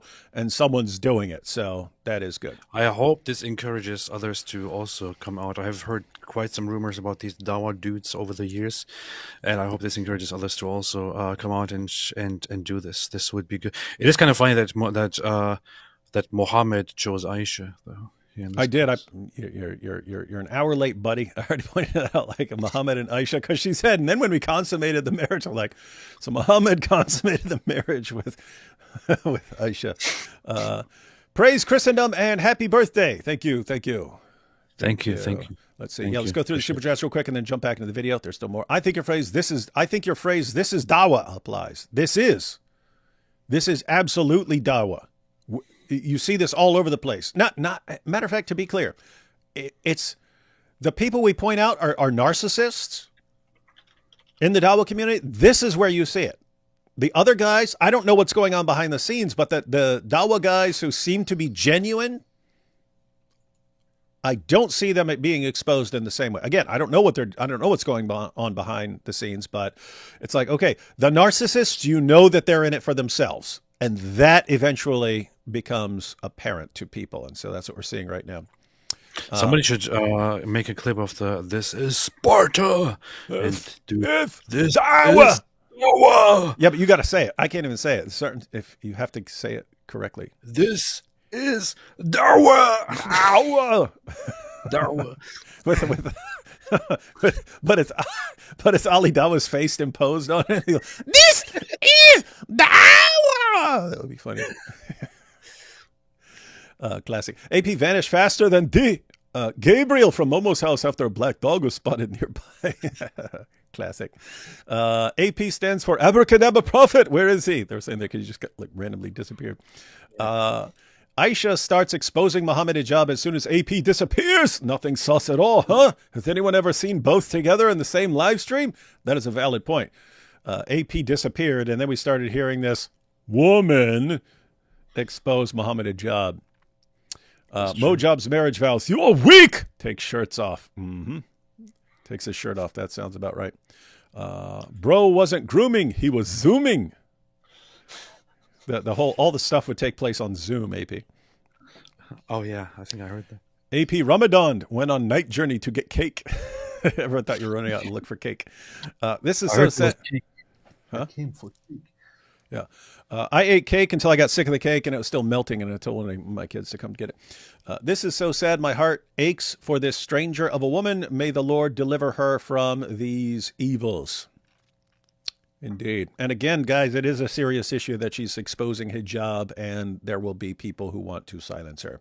There will be people who even want her to come out and say, I'm sorry, I was just lying because I was so sad because he hurt my feelings about something because of his powerful dawah. There will be people like that. In fact, I said it about Andrew Tate.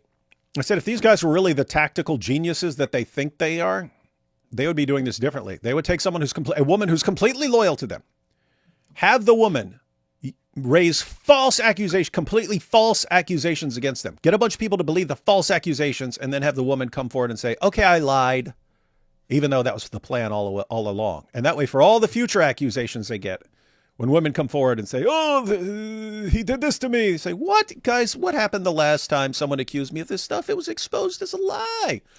That's how I do it. That's what I do as well. I mean, that's what anyone would do. But these guys, they just, I don't know. Wild stuff.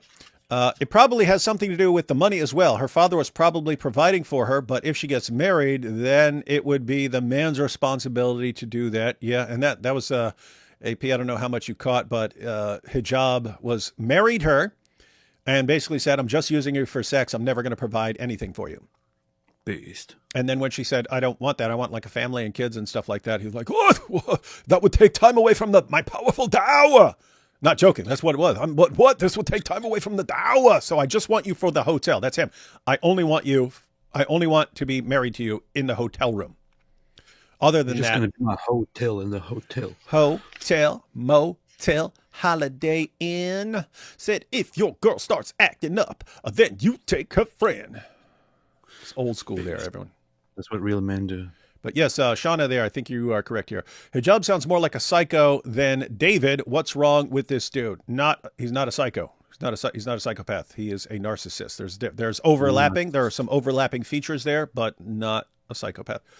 A narcissist cannot help himself. He has to do things that elevate his ego and that satisfy him personally, that make him look amazing, that are just, he can disregard the standards and the expectations and so on. It's all just about him. It's all just about him. He's always right. He's always the best. He's always the greatest. So there's always a way in this context to disregard any norms and any trust to get his way, because he's a narcissist. He only cares about himself. Yeah, and again, there are overlapping features and so on as far as not being concerned about the welfare of others and stuff. But they could do similar things in similar situations.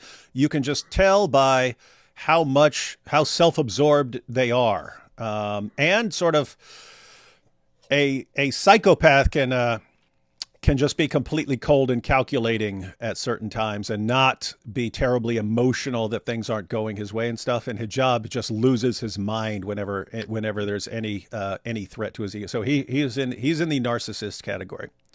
He probably even feels bad about things, but then he just can't help it because he has to satisfy his own stuff all the time. He's a weakling. Mojab gaslit her into muta, which is completely prohibited. What do you mean completely? I don't know about completely prohibited. He isn't required to inform wife number one about wife number two. Husband's obligated to provide for her as per Sharia. Wife is cursed if she refuses sex. Yeah, it is interesting how he could justify all that. Because even I'm picking up on some of the things too. What do you mean you don't have to provide for your wife and so on? That's extremely weird. What do you mean? This is exactly why I want to start my ministry to women like this and show them how wonderful Jesus is. Yes, and daughter of the Most High, if you're having a ministry to women, part of that ministry should be how to spot manipulators, how to recognize when they're being manipulated and taken advantage of. That's a very important thing. Where's AP? Did he get abrogated? Yes, AP got abrogated. David, why aren't you wearing your cross necklace today? What makes you think I'm not wearing my cross? I'm not wearing it. Oh no, I'm not wearing it, ladies and gentlemen. No, sometimes it just Does falls this under the mean shirt. he has become a Muslim? Is David telling us that he's a Jew now? Daughter of the Messiah again. With my experience, he'll use everything to blackmail you to silence you. Oh, absolutely. No, that's happening. That's happening. It will be everything from threats, intimidation. Guys, they will go down the list. First, it will be, look at the damage you're doing. He's doing such great work for the Ummah. Don't you care about Islam? Don't you care about Islam? And she's like, yes, I care about Islam, but you can't let this guy use that to get away with it. Then it will be threats, intimidation, and so on. Bribery. What if we give you money? Don't you care about your daughter? Don't you care about your daughter? What is it? Taking everything that is important to you in life and using it to get what they want. This is like so obvious, and people just, they don't get it. They fall for this stuff. It's weird. This is kind of funny. Like, you were just eating cake here this whole live stream, and while talking about how Mohammed Hijab was making empty promises to the girl, but all he wanted was the cake. All he wanted were the cakes. Yeah. Evil to steal a woman's youth when she wants kids. Yeah, and again, that was our problem with Andrew Tate. He's getting these ladies when they're like 15 and 16, and he specifically said you want to get them when you're young so that you can program them and so on. And these are, again, though these were girls who wanted to get married and have families and be Andrew Tate's wife and stuff. He takes what they want. That's why the lover boy method, you're using their love to get what you want, uses it. That's what a narcissist does. That's what a manipulator does. Takes what you think is important, what is valuable to you, weaponizes it, uses it against you to get what he wants. And you can actually have this to where an entire community uses this methodology. So you have people in the Ummah who want to conquer the West and take over the West and stuff like this. What do?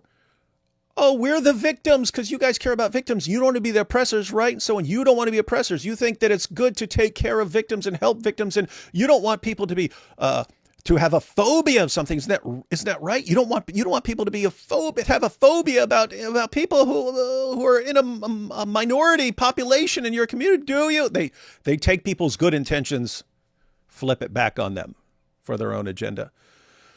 101, ladies and gentlemen. This is the most basic of the basic stuff. Happy birthday, David. May Allah watch over you and protect you. Keep exposing the intellectually molested cult of Satan. All the best to you and your family. Hey, Issa, Issa says, I would watch The Chosen with you. Here's the thing, Issa. I suspect that you've watched it before. If you haven't, then yes, you are on the list, and we will do it. But I suspect you've watched it because you come across as someone who watches cool stuff that comes out, stuff like that. If you haven't, yes, you're on the list. But don't lie to me. Tell me the truth. Have you seen it? Happy birthday, D. Wood. Thank you. This is a cool birthday, man. I've never gotten so many birthday wishes ever because I normally don't tell people. Courtney B. Thank you. Happy birthday, D. Wood. Also, your birthday is also International Beaver Day. That's cool. I felt like building a dam today. Happy birthday, D-Wood. Also, I already read that. Happy birthday, David. May the Lord Jesus bless you. Thank you. We've got the orthobro symbol there. This isn't the slam dunk you think it is. His brain dead followers won't bat an eyelid, and I'm pretty sure Hijab was doing, we know. Well, no, the halal marriage. Oh, wait, by International Beaver Day, they meant actual beavers. Okay. So, what do you think? Yeah, there's some creepy stuff, like when he was saying he was going to take her back, and I was thinking, wait, doesn't she have to sleep with another guy before you take her back and so on? There's all sorts of weird stuff there. Darth Yasser Qadi Mall, at last we will have revenge. I'll show you those holes in the narrative, Mohammed Hijab. Oh yeah, it'd be funny if Yasser Qadi was the one behind this. I will teach you. I will teach you for ruining my career. Forcing me to become a property developer after I destroyed the Ummah. That's funny. The Quran has trauma baked into its scriptures. That's true. This stream actually... Whose voice am I supposed to be using? Hijabs? Okay, Mrs. Hijab. This dream actually stinks of haram. Inshallah, I'm going to give unfaithful Mo Hijab and all you filthy kafirs a golden shower. It must be weird for people coming in and they don't know about the past of all this stuff we go through. So, remember we talked about that? We're going to have a list where if people are new, okay, you guys have to learn the list of things. Like people wouldn't understand the golden shower. That's something Hijab used to tell us, ladies and gentlemen. We talk about golden showers all the time. Happy birthday, Imam Dawood. You should always wear Allah's blue. What is this weird stuff? Oh, he's talking about my birthday hat. Dylan says, Hijab is going to call this video daif and weak. That's true. Did Mohammed Hijab say you could lie to your wife about having other secret wives? Yes. You agree, AP, that he said that? Yes, he did. Yes, he said you could flat out lie to your wife. So she could even ask you and say, why were you out there? You come back and you're smelling like another woman and perfume and stuff. And what's going on there? Wasn't me. I was at the gym. And I took off my shirt, laid it on, and maybe some perfume got on it, and that's why you think you're smelling another one. Yeah, as far as someone a second ago who said, but none of this will affect Hijab. Yeah, I've been saying that the entire show. That's the thing. We're not saying this for the sake of Mohammed Hijab's followers. They're going to love and mindlessly obey him anyway. This is for everyone to see what's going on, and hopefully some people learn some things about what's going on in the Dawah community, and two, about spotting basic manipulation tactics. D. Wood, great job in the debate. 100% very proud of you. Thank you. It's a fun time. This guy is the jerk of all jerks. The more I find out about these guys taking advantage of these, the more I don't like it. Let Mojo bang you like Diha, Jabril. No one can bang like Diha. D. Wood, can you say, curse you, Perry, the platypus, like Ali D? I don't know who that is, but curse you, Perry, platypus. Curse you, Perry, the platypus. And we're proud of that. So, hope that helps. I don't know what that was for. Something not adding up. I bet he did something disgusting but halal. She is protecting Sharia by falsely making it sound haram. I mean, a lot of the stuff is he's totally fine as far as Islam is concerned. On some of this, I'm still wondering, like, not providing for her or something like that. Imagine how people would react to the Dawah guys if they were known conservative Christians or Jews. That's why I always replace the word Jew with black. Imagine how people would react to the Dawah guys if they were known. Yeah. If you were in a different community, yeah, you'd be blasted, but you get away with stuff in the Dawah community because, you can't be criticized because it would be Islamophobic. I found a Dawah building close by my home. Someone spray painted a phallus on the Dawah Center building. Look, don't need to be doing vandalism on people's property and stuff. You can always get your own property like a Quran, and with that, it's your property. Do as you will. Abraham Harp said, missed part of her story was her daughter from a previous marriage. That's what it sounded like. Sounded like she has a daughter from a previous marriage, and that's why Hijab took advantage of that, because she realized that her prospects would be limited with certain guys. And then so she's all excited that Mohammed Hijab is interested in her. And I'm just pointing out, it's like, of course, Andrew Tate's course is about finding vulnerable girls. And it would be the same thing with Mohammed Hijab. AP, when will Shake Your Booty return? We need him. Yes, the world needs Shake Your Booty. I did talk to him recently. I'm not entirely sure when, but hopefully soon. Okay. After the hotel bro left for the pasture and put his finger on his third wife's lips and said, "Shh, we're alone now," and she said, "Bah." Good stuff, man. What are you laughing at, man? What are you laughing at? Super sticker, birthday cake. Thank you. Thank you. Happy birthday. I watched your debate with Alex. Good job. You killed it. What was your favorite moment of the debate? Thank you. I don't know. I realized, because I mentioned before, I basically finished my opening statement. I finished my opening statement about 3 hours before the debate. So, wasn't really, wasn't, the rest of the stuff was kind of off the cuff. It was not really prepared and stuff. I liked my opening argument of my opening statement. In fact, I pointed out that I'll make a separate video about that. Taking Alex's criticisms into consideration. That's kind of how I do it. I'll toss out an argument. Here's how I say things. I'll toss it out there without knowing what the responses are going to be, and then later on I'll modify it. In fact, I said this years ago when I was deleting all my old videos and stuff and giving away my channel. It's like the videos that I really like that I made in the past, I posted those without knowing what the responses were going to be. And so I actually want to remake many of my old videos because now I know what the responses are going to be, and I can actually take that into account when I'm making them. It's like, oh, okay, this is what some people didn't get, or this was what some people thought was a weak point. So I can actually strengthen that. And so you modify your position over time, modify your argument by taking into account criticisms and so on. But I'm going to do the exact same thing with that. I got my opening statement, my argument, which I think is it's an argument that I like, but now I got how Alex responded to it. So I can kind of like, okay, he disagreed with me here, so I can give more evidence there. He didn't think I provided enough evidence there, so I can actually bolster that point. And you end up with a stronger argument. And then you say, okay, now attack the argument. You put it out there and so on. And you just, over time, your argument gets stronger and stronger. But yeah, the opening statement was my favorite. And apart from that, my favorite moments were actually in the Q&A when God Logic stepped up, and then a young guy, I don't know if I should be giving his name, but a young guy stepped up he was the very last guy. But the Q&A was pretty cute with this young guy coming up and schooling Alex.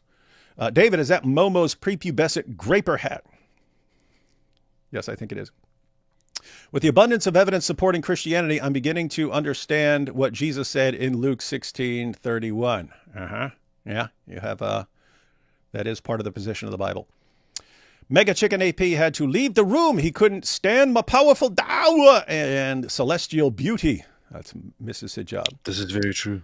Happy birthday, D Wood. God bless you, AP, and your families. I think we're almost through these, so we can jump back into this video. Happy birthday, David. Hope your day was blessed. Yes, it was. Went out to eat with my wife and kids. I couldn't imagine being married to Hijab. What are you doing, hun? I'm telling them to. Oh, what are you doing? Oh, that's the girl. What are you doing, hun? I'm telling them to get on your knees, boy. Get ready for this golden shower. As crazy as he does send those messages. Wouldn't it be weird to be like his wife and, honey, what are you doing? I'm sending these guys messages about golden showers. They're being humiliated. I'm humiliating them right now. Mohammed Hijab. What about Christian preachers too? Do it, you see. Yeah, the whataboutism, that's definitely going to come out. Where can we find an original video? The original video of what we're talking about? This? I will add it. Yeah, I don't think I have to find out where I mean, it's on YouTube, but I don't remember who's. No, multiple people sent it to me. You can find it on Twitter if you just search for Mohammed Hijab. There are people who are sharing it. But after we end this live stream, I will include the link to the original video. I forgot to add it. That and hey, just curious, is Shake Your Booty single? This is from Mrs. Hijab.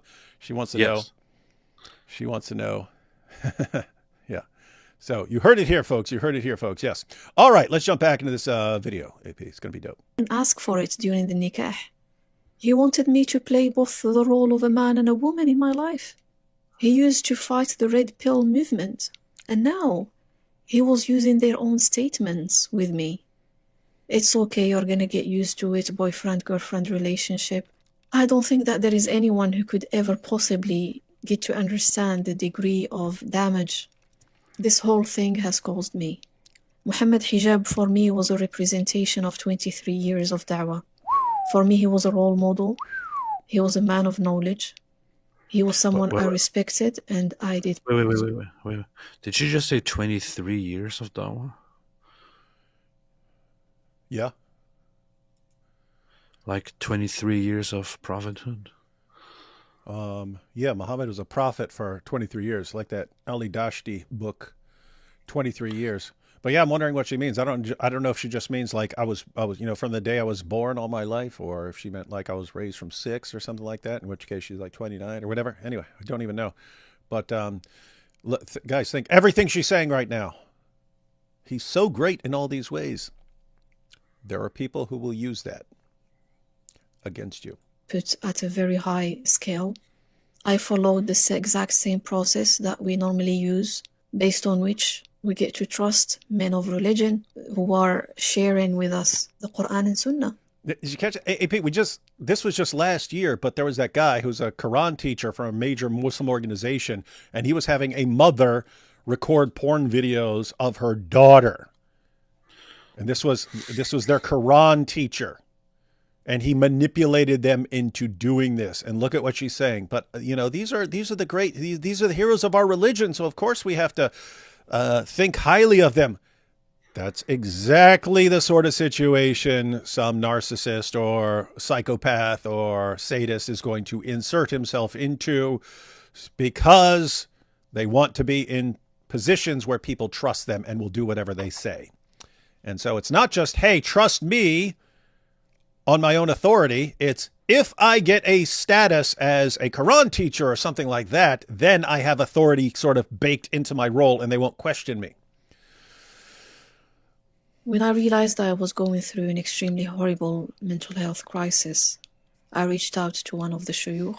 I just wanted someone to help me understand what happened. My trauma did grow even bigger because Mohammed's hijab's reaction to that was crazy. He started threatening me as well. Catch that? She asked the sheikh. Hey, I don't know what to do about this. Mohammed Hijab found out about it. And what? Tried to correct the error of his ways? Help this woman? What? No. Threatening her. Don't you ever talk to anyone about what's going on here. Keep your mouth shut. I don't know how he was threatening her, but he was threatening her. To silence me openly. Silence her. He was like, listen, if you're going to expose this, I can get away with it. Ooh, you hearing this, AP? He's saying, if you try to expose this, I can get away with it. Your life is about to be a living hell because I've got the resources and the people behind me to crush you. Me? I'll be fine. My followers are so completely brainwashed that they will not care even slightly. Don't agree? Don't believe me? Look at Andrew Tate. Don't believe me? Look at Sheikh Uthman. This guy faked a hate crime against himself, lies repeatedly, bangs one of his friend's wives, commits adultery, marries a woman who's still married to another guy, and then gets exposed with a restraining order against one of his other wives for choking her and stuff like that, Andrew Tate style. None of that affects these guys' popularity with their fans. So why would you think that you exposing me is going to hurt me at all? It won't, but it will hurt you. It won't hurt me. It will hurt you. Think again. Do not cross me. That's exactly what he told her. Can say anything as an excuse. I can say anything as an excuse. I can say anything as an excuse. I can say this is an Elon Musk attack, and idiots will believe me. That's how stupid they are. That's what he's saying. That's what he's telling her. Get nothing from that. Nothing from it. No one is going to have pity on you. No one. Women will not. Men will not. I can give any excuse. I can tell them I was sexually not satisfied. In fact, I don't even have to give any excuse whatsoever. Even hear that? He said, I can tell her she wasn't doing it for me. And so I lost interest in her. And then she's mad, and so she's making these things up because I told her she wasn't satisfying me. I gave you a mahr. There were 2 witnesses. That's it. Done. It was sealed. I'm safe. I never, ever imagined these kind of actions would come from him. Lady, I could have told you exactly. You could have messaged me 5 years ago and said, based on what you know about Mohammed Hijab, how will he react? One, how's he going to treat me if I'm his little side sex partner and so on? One, how's he going to treat me? And two, if I cross him and try to expose him or talk to someone about him, how's he going to react? I could have told you word for word exactly what you just said. Why? Because it's obvious. Anyone, but not him. So he followed a list of Islamic rulings, as he claims, and nothing of what he did was actually haram. It's Islamically all right to give false promises to a woman you intend to get married to. You're Islamically not obliged to fulfill those promises. You are not obliged Islamically to speak to your in-laws. You don't even have to ask for their blessings after the nikah and congratulations. It's Islamically okay to live in a hotel. A husband can go to wherever he wants with his wife. He's not obliged to pay for anything. You guys catching this?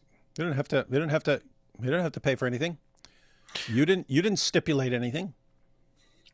Somebody said the voice sounds like AI. I can tell you, as somebody who loves to experiment with AI and follow the latest AI development, this is it would be extremely unlikely for this to be AI, considering that there are huge inconsistencies in tone and pronunciation.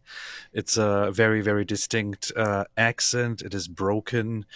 The tone is very human. It's very, very much like a foreign speaker of an accent and so on. So it's yeah. Two things. Yes, this is definitely not AI, and you can catch the AI. There are AI that sound completely authentic until they get to a certain word, and the word will be off, right? Or initials will be off, or something like this. Foreign words will be wrong, and so on with the AI. But also, if there's anything that's sounding weird, I changed it. I sped up her voice by 10% to make it sound a little different, just because, I mean, there's the original and I'm sure people are watching it. I don't want to play it and have anyone recognize her voice on my channel. So I sped it up a little bit just so she sounds a little different.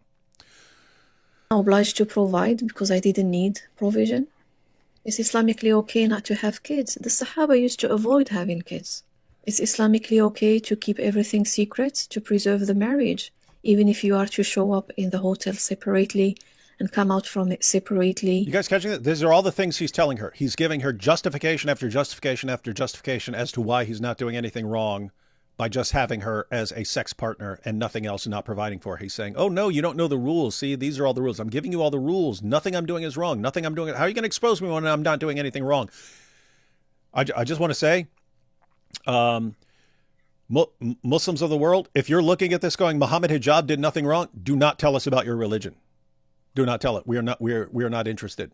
If this is what your religion teaches you is appropriate behavior, horribly using and abusing women, ruining their lives, and threatening them and so on, if they try to look for anything better, do not tell us about your religion. We're not interested. The shuyukh I reached out to them made me even more traumatized. Catch that? I don't know what to do. This guy's abusing me horribly. He's treating me horribly. He's threatening me. Let me reach out to some local sheikhs. They made me more traumatized. Let's see what they say. Some of them said, he is right. All these things. He's right. Sheikh, look what he's done to me. He tells me to lie to my own family and say we're not married. He's only using me for sex. He says he's not providing for me. He says he doesn't have to. He says he's allowed to lie to me to get me to marry him, and then he doesn't have to honor anything he said, and he thinks it's okay to lie to me, and he's telling me to lie. And why am I supposed to live like this just for sex? And I'm never even going to have a family. What is this? I don't want to be part of this. Nope, he's right. You're wrong. Whale. Are halal, as long as the 4 pillars of nikah were met. You can't know what his intention is, but his intention is actually very clear. This is a no-string marriage. He said that with the intention of divorce. He articulated that. He encouraged others to go for these options. He openly and proudly said there is nothing wrong with marriage with the intention of divorce. And Hold on. That's a, Wasn't there an instance? Wasn't there a video where Mohammed Hijab was talking about how he helped some guy marry? that's a coming girl up. That's coming up. online, and then he just dumped her after a while or something. That's coming up. Because the guy who introduced this video, he plays that after she's done here. through deception, because actually a man is not obliged to Islamically fulfill his promises. That's right. Muhammad, that's the opening verses of Surah 66. Muhammad swore an oath by Allah to his wives, and he broke it, and it was fine. And that, keep in mind, that's not him intentionally deceiving his wives. That's him making an oath, swearing an oath by Allah, and saying, okay, I can break it later. That's separate from just lying, which Hijab understands the situations he's allowed to lie under, and he takes advantage of those quite a bit. There were no actions taken. I asked for help. I wanted these things to be resolved between scholars. I asked for justice. I wanted there to be actions taken. I was harmed. My life was harmed. He completely destroyed me, and he was proud of it. Completely proud of that. Our elites and people who are at the front of this work, they have to be held accountable. It's the silence of scholars and lack of accountability and complete scrutiny that creates monsters. I wanted to have a good life. I wanted to have a family. I wanted to be happy. You have completely destroyed my life and that of my daughter. All the ambition and emotions and dreams I had for religion, I wanted to be part of. Everything that I wanted in my life, that is completely destroyed because of you. And guys, when Mohammed Hijab is watching this, what's his reaction? Wow, I used my position to destroy this woman's life. And who knows, seriously, who knows how many other women's lives, because it's probably normal behavior for him over and over again.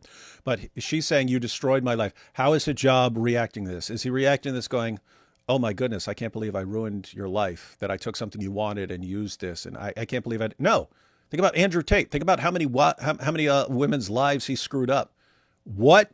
How does he react when they point out to him the damage that he's done?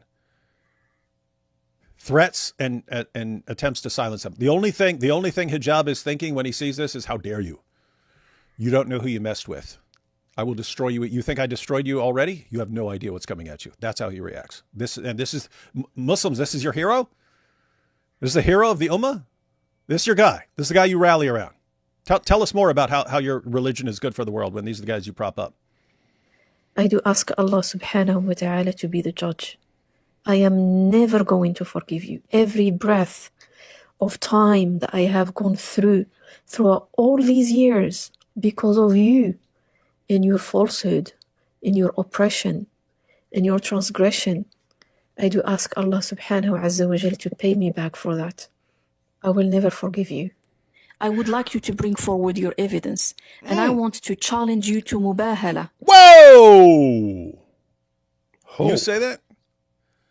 Whoa. Guys, a mubahala is a prayer battle where you call down, you state what you're saying, and then you call down Allah's curse on whoever's lying. So she said, bring forth your proof. And what I want is, we'll get together.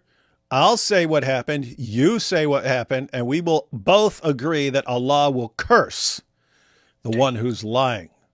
She sounds serious to me, man.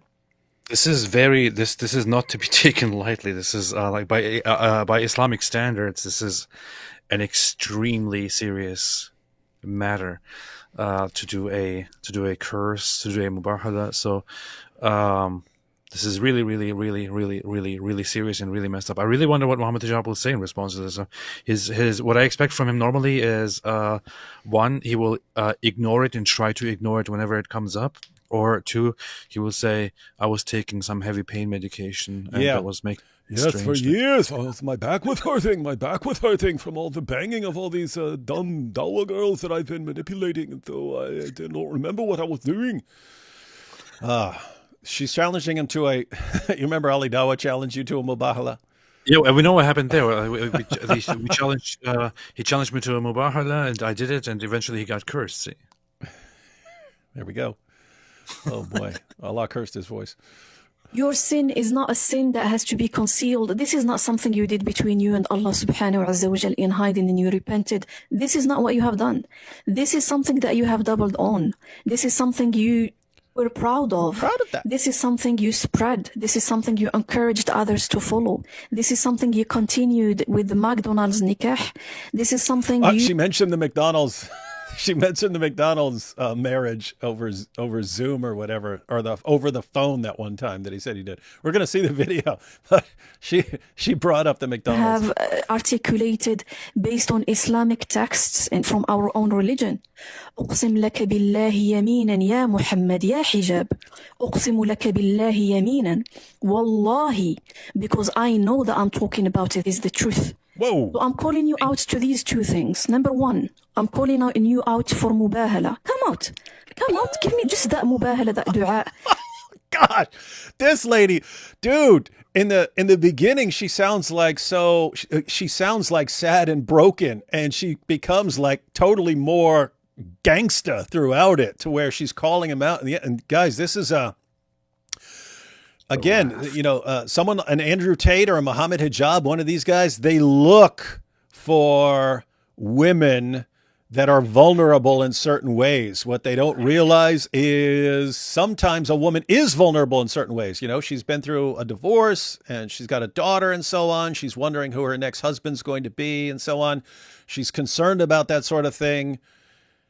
They'll use that. Sometimes that is actually a strong woman that you're going at. It's the same thing with that. I'm not going to say the Bree. I don't know what she's thinking, but Tate obviously believed that he could do whatever he wanted, including just beating the crap out of her while having sex, choking her, all that stuff.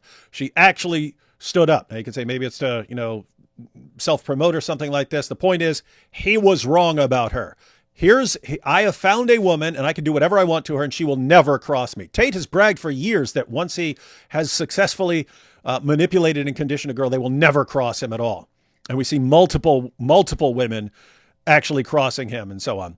But it's the same thing with hijab. Here's a woman, guess what? She's concerned about Islam, so she's not going to cross me. She doesn't want to do damage to the ummah by exposing its greatest heroes, the champ. Also, she understands that if she ever crosses me, I will rain down a fire of, whatever on her. And so she doesn't want that. She's going to back down from that. So there's no way this woman's ever going to stand up to me. And she is standing up like a total legend right now. Again, Aisha, different religions. I know you probably are familiar with me and AP. On this issue, you're getting legend status for right now for being this. Yeah, this is totally gangster right now, and this, more than anything, is what makes these guys scared. It's a woman who says, "You're not going to treat me like this." That's what terrifies them. Give me just one dua and then disappear. If you are ready to do this, I would like to tell you something. I give you full permission to go ahead and file defamation case against me in the UK. Did you hear that? Did you catch that? File defamation case. Why? That's what he's been threatening. It's what Tate does. If you criticize, here's the thing. The various ways you can threaten someone. You can threaten someone with harm and things like that, like physical harm or sending followers after you. We've seen Hijab. All this fits. Hijab constantly threatens people. If you say something about him, I'm going to do a lawsuit with you. Here's what I will do. Right? He constantly threatens people with lawsuits for defamation. And so you'd think, oh, well, he's accusing her of defaming him. No. That's a threat, because even if someone is telling the truth, do people want to go to court and have to hire lawyers and spend years fighting these things in court? No, they don't want to do that. And so just the threat. She's a woman with a daughter who struggles to make ends meet, and she wouldn't have the resources. So does she want to be on the receiving end of a defamation lawsuit? No. And he knows that, which is why he used it as a threat against her. How does she respond? Go ahead with the defamation suit. I'm exposing you. You mess with the wrong one, Hijab. You mess with the wrong lady here. 100%. You destroyed my life. I had da'wah projects. I was working with 10 sisters. I was doing my da'wah work. I was taking care of myself. I was ready to get married to a real man. Someone who's really going to be caring Real for me man. and my daughter. I wanted to have kids. I had ambition. Oh, did you just see that? I want a real man. Someone who's going to take care of me and my daughter. She's saying that's what a real man is. Not you, Hijab, you pathetic little weakling. Think you're a real man. You're a real man because you're a real man in the sense of that Andrew Tate is a real man, which is not a real man. You're an idiotic caricature of a man in the minds of like a teenage boy. Like what does a 12 or 13-year-old boy think a real man is? And you're that, but that's not a real man. That's not a real man. You pathetic little weakling. I had emotions, I had love, I had trust, I had belief. You destroyed absolutely everything. You took away my health. You took away everything from me. And I'm going to tell you this. I am here. Come and face me. I am ready to come out for mubahala, and I am going to be ready to go to court with whatever you would like to accuse me of. If you would like to go ahead with that, wallahi, أفسدت علي دنياي وأفسدت عليك آخرتك. What you just heard. Wow. Why are you showing us shekels, AP? I'm just trying to test. I'm testing my camera. And are you testing your new camera? What is this? Is this you took a regular camera and just used it like this, or you got some camera that's made for showing books and stuff? Because that's pretty good. Yeah, that's pretty good resolution. You could toss a book or anything on the screen. No, it's a camera made for showing books and text and stuff. Huh. I might need one of those. That would be pretty based. Might need one of those. Pull out a passage or something. Pretty based. Seems like it should be further away. Yeah, we got Robert Spencer's book. Yeah.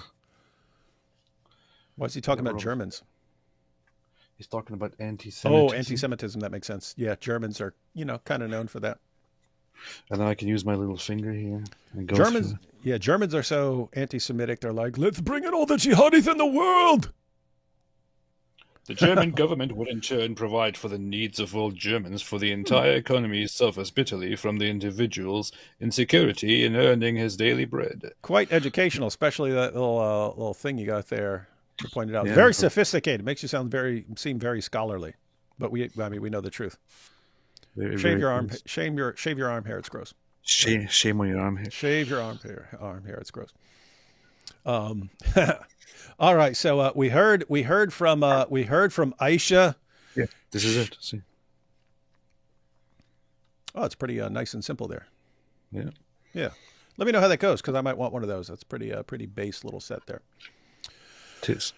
All right, guys. So we heard from Aisha, and what you just saw, she is a perfect example. A narcissist, a psychopath, a manipulator will use every trick in the book against you to keep you silent, and they will ultimately use various kinds of threats against everything you hold dear that you are doing damage. If threats to you, here's what I will do to you. I will file a defamation lawsuit against you, and you will have to pay piles of money that you don't even have just to go to court. Yeah, it doesn't matter if I lose. You're going to have to go to court and spend years in court over this stuff and pay piles of money that you don't have. So they'll threaten you, and then it's, but think about the ummah, think about all this stuff, and they'll use everything. The weakness that they have is ultimately, I'm going after you anyway. I'm not falling for this anyway. Do your worst. You want to sue me? Sue me. You want to come after me? Come after me. You want to threaten me? Threaten me. Under no circumstances am I backing down. That is terrifying. That is absolutely terrifying to a narcissist. That is absolutely, well, I can't say a psychopath, but they're not going to like it. They're not going to like it. A manipulator in general. It is the crumbling of their tactics. Here's everything I've learned in my entire life about how to make other people do what I want and never turn against me. And I tried everything, and it's not working on this lady, and she's still coming after me. That is terrifying. That's terrifying. That's what Andrew Tate's going through right now. All the things I learned all my life about how to control other people, it's all breaking down right in front of my face. And I don't know what to do because I don't have anything else. All I've got are my manipulation tactics. That's all I've got. And it's not working right now. And right now, Hijab is finding out that it hasn't worked. What's going to happen? Well, these guys have no plan B, so most likely he will just dial up every single tactic he has. Hijab, I recommend you just offering her a big pile of money for her silence, because I don't think threats are going to work with her. She's too tough. All right. You know what's funny about the shekel? Shekels. Nothing funny about shekels, man. If you look very closely here on the side of it, you will see that on this side here there's Arabic. Yep. See, this is literally a part. Because they're Islamophobic, it says we will destroy the Muslims everywhere. There's Arabic on here because it's apartheid. See, it is apartheid. They're making fun of the Arabic language. Very rude. Very Islamophobic. It says shekel jadid. Hey, take a couple super chats, and then we're going to hear from this guy. He plays the exact same video you're referring to show what a dirtbag Hijab is.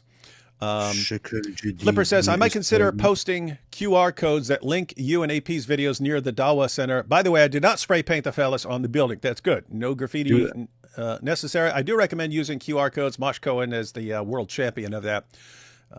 I still haven't figured it out. I might want to use those in certain situations. Happy birthday, D Wood, 6 a.m. in Eastern Europe. Cool. Maybe now she will see through Mohammed.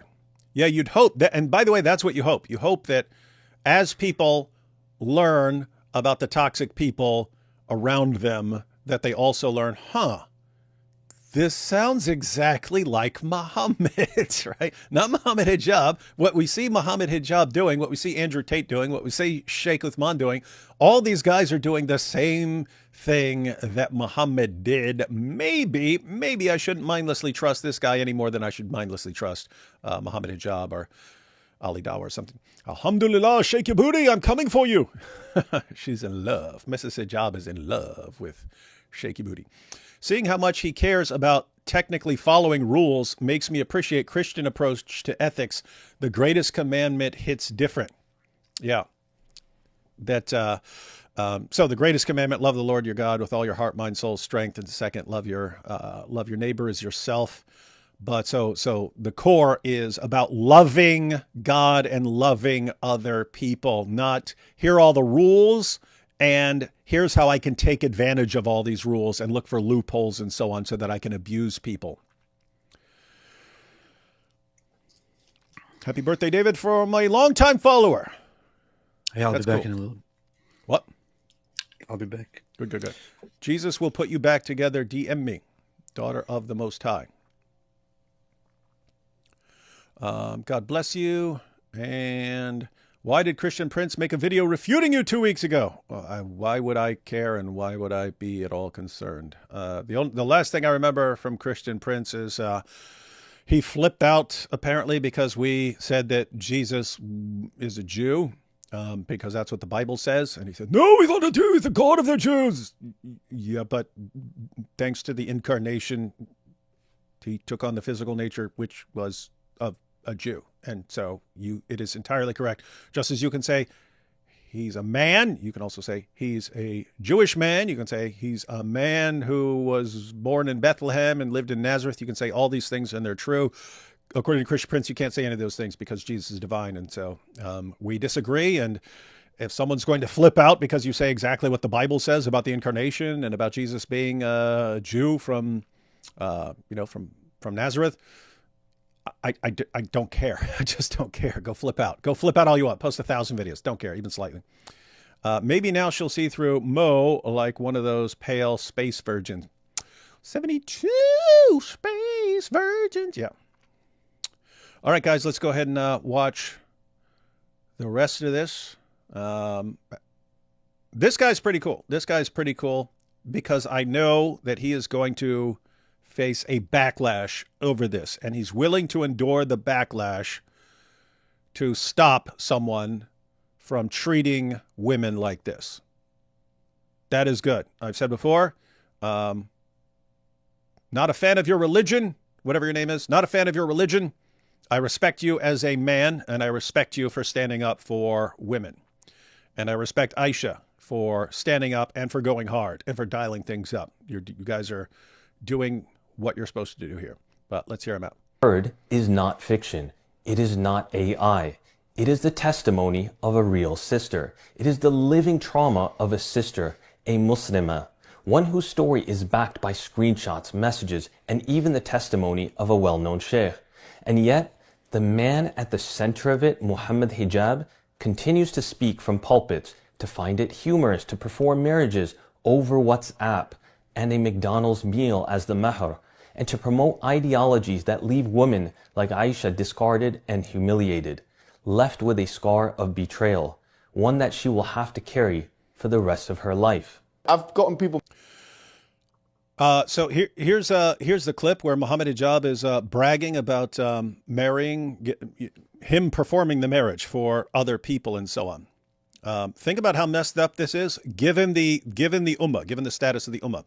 So he was talking about basically doing a temporary marriage. That's what he was doing with Aisha. And here he's talking about basically doing that for two other people. It's basically you had a Muslim guy and a Muslim girl, and they really, really, really want to have sex. And so they say, we just want to go do a marriage just so it's halal. And so he says, okay. I mean, he's advising against it at first, saying this guy's not a good guy. But goes ahead and does it, performs the little marriage, knowing they were just getting married to have sex and that this guy's going to go off and do his own thing. Here's why that's extremely messed up. The guy, he's fine in the Muslim community. He's fine in the ummah. There's no shame on the guy for marrying this girl for a month or something like that, having a bunch of sex with her and then divorcing her. The woman, she's affected by that. Her reputation is affected by that. She's going to face repercussions for that sort of thing in her future life when this comes up in the future. And so what he's saying here, and he finds this amusing. He thinks it's a funny story to tell. Oh, look what I've done. Look what I've done. And it's the same thing he's doing behind the scenes. He's doing the exact same thing with women behind the scenes. But he's saying it right here and bragging about it and thinking it's funny. There's an actual woman who is going to be damaged by this, and he doesn't care even slightly. Just like he didn't care about the damage he's doing to Aisha. All he cares about is her not exposing him. That's all that matters to him. This the hero? Muslims, this is your hero. This is the hero of the ummah. This is your guy. You're telling us that this is what your religion produces, and this is your champion, and this is the guy who must not be criticized. Married in 1 minute, in 60 seconds, because I was busy. Honestly, someone comes to the office and say, listen, I need to get married, this and that. I say, listen, I need to go to the toilet. So this is going to have to be a quick one. I tell you the truth. I've even gotten people married on WhatsApp. And now there's a difference of opinion on the matter. But I was driving and this guy, he called me and said, look, I'm going to commit haram. He goes, I've got 2 witnesses ready on this WhatsApp group. Can I add you and you do the thing? So I brought them in. I said to the woman, I said to her, listen, this guy's probably going to leave you. I know this guy. And he was like, what are you doing? You're here to try and make things easy for me. I said, but it's not fair on the poor woman because we know that you're a pernicious man. You're a khabith. And I said, what's the mahr? And the guy said, you don't want to hear this one. This is before McDonald's was on the boycott list. He goes, I'm going to give her a meal in McDonald's. Keep in mind, guys, this is Mohammed Hijab. He's laughing about this. This is exactly how he treated Aisha, right? So what are you providing for her? What are you providing for her that she's to marry you? What are you offering? What's the mahr? I'm buying her a Happy Meal at McDonald's. Buying her a Happy Meal. And he's laughing about this. Isn't this funny? Isn't this funny? So he tries to warn them. And keep in mind, he's saying he knew this guy's a bad guy. He knew this. And he tells the woman, hey, don't do it. But at the end of the day, he goes ahead and does the little marriage. And he thinks it's hilarious. This guy says, here, I bought you a Happy Meal. Bought you a Happy Meal, girl. So now I get to use you however I want until I'm bored with you. Then I'll toss you aside. And then you go try to find another guy when your reputation, it gets around that your reputation is, you're the girl we marry for a month and bang and then toss to the side. It's hijab. It's hijab. And this is how hijab treats women. This is why he thinks it's so funny. Then, sister, don't do this. I said, at least have something. No, she said, I don't mind. I don't care, you know, whatever, you know. It happened, and he did, in fact, divorce her, unfortunately. But I said, I told you so, and that was it. Subhanallah. He describes the man as pernicious and khabith, or vile, yet still decides to marry off this girl to him. And he gets a hard laugh from all of this, knowing full well that a marriage of this nature will result in a destructive ending. In his own words, he says to the woman that this guy is probably going to leave you, and yet he still performs the nikah. What kind of ignorant monstrosity is this? Has he no shame in parading around and boasting about what is nothing short of a disastrous drive-through nikah? On January 28th, you proudly broadcast to the world that you completed a bachelor's degree in Arabic and Islamic Studies from Al-Azhar University after 4 years and 80 exams. But here's the real question, Hijab. Is this what they taught you in family law? That secret marriages without proper rights, witnesses, or dignity are acceptable? That you can twist sacred rulings into self-serving loopholes? Did Al-Azhar really train you to weaponize the deen like this? Yeah, you have to wonder because when Aisha says she brought this up to the local sheikhs, the local sheikhs said, he's right.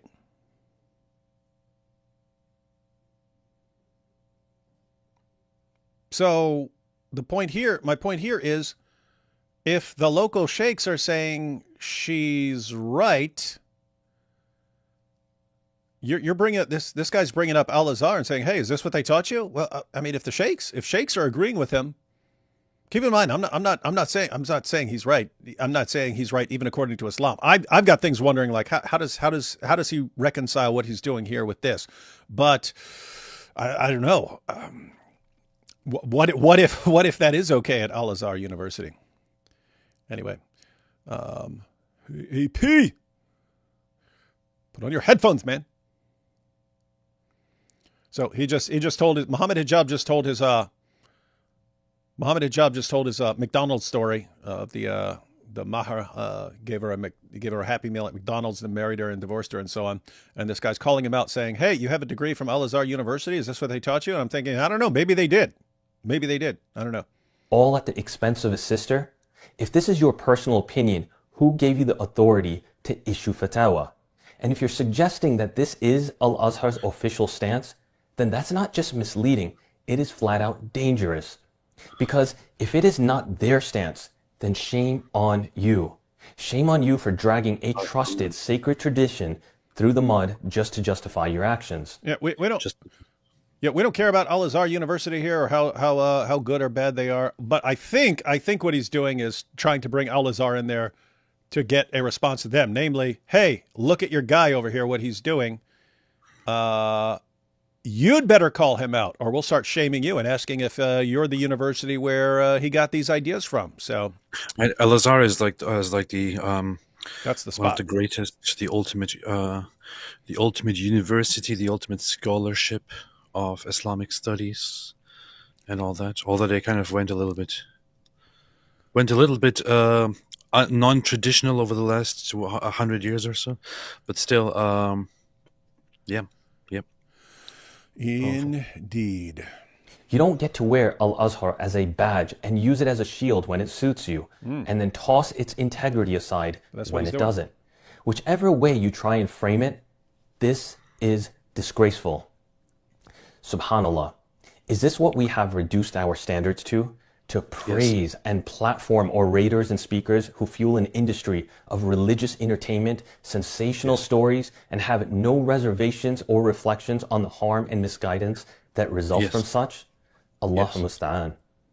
After speaking with Sister Aisha for months, we reached out to Mohammed Hijab.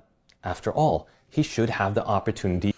Just wanted a quick update, everyone. There were people who were asking for the original video and stuff. I had to look it up because I didn't remember where I saw it. But I went ahead and found it on Twitter, like I said you could. And so I added that. You might need to refresh or something like that. But I added it to the description box. So if anyone wants to watch this or also share it, I don't mean our live stream. I mean the original video. Good to bring up with Mohammed Hijab fans and say, this your guy? This your guy? Did you link to the YouTube channel? The YouTube channel page? Not The yet. channel is called Behind Veils. That's where the video is. Behind Veils. It's like 4,000 subscribers or so. Behind Veil. Where did I find that? How did I already lose it? Oh, here we go. Yeah, let me see what the channel is. Yep, do want to actually add it. Okay, it's just at behind. Yeah, you did, yeah. Okay. I did? You linked it. You linked to the video, yeah. Okay. All right, then we're all good. We're all good, ladies and gentlemen. All right, let's hear this guy out. To defend himself and to respond to the allegations.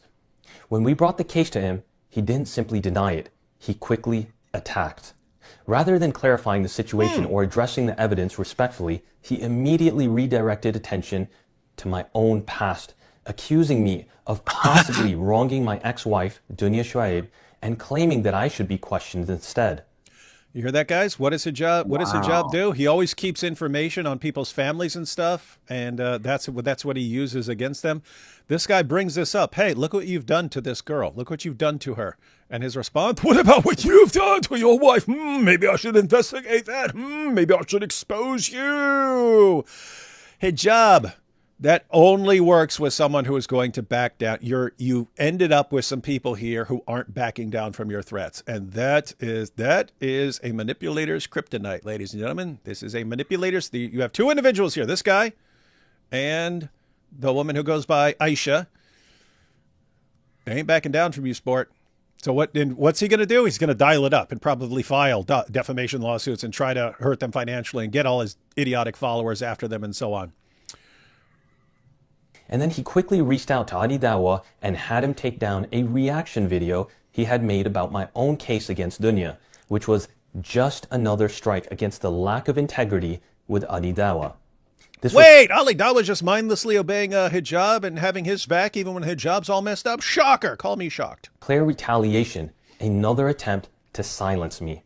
Instead of dialogue, instead of simply denying any such allegations or elaborating on it with his side of the story, I received veiled threats, legal intimidation, and accusations of ulterior motives. At every turn, rather than owning up to his actions, Hijab deployed tactics of diversion, intimidation, and defamation. That sound like Hijab? Diversion, intimidation, and defamation? Damn. Sounds exactly like Mohammed Hijab. In fact, if I hadn't even watched this and you had said, how's Mohammed Hijab going to respond? How's Mohammed Hijab going to respond if he's being called out and has to be accountable for his actions and the way he treats women? I would say, I'm suspecting he will respond with, let me guess, diversion, intimidation, and defamation. Those would be the three words I would describe his response with. And here we are. Number 1. Despite mounting evidences, screenshots, testimonies, and even a well-respected sheikh confirming that the nikah took place, Hijab outright denied everything. Wallahi, I denied the entire thing. They've got everything. They've got a sheikh. They've got everything confirming the girl's story. And Mohammed Hijab's response, Wallahi, I deny the entire thing. And as everyone knows, I'm completely trustworthy. And look at his response. I don't recognize this. I don't recognize. What? What's the response, AP? Wasn't me. His entire response is the Shaggy video. Wasn't me. Wasn't me. He took an oath and stated, Wallahi, I deny the entire thing, but offered no real counter evidence. Number 2, when Hijab acted as if he had no idea with regards to what and who we were talking about, who's this the woman? sister shared the proximity and location, having lived directly in front of Hijab's mother's home. You hear this? What? Who is this woman? I've never heard of her in my entire life. Dude, she lives right across the street from your mom. That's how you know her. That's how you've run across this girl a million times, before you married her. And we've got the witnesses, and including a sheikh of the marriage. I'm no liar.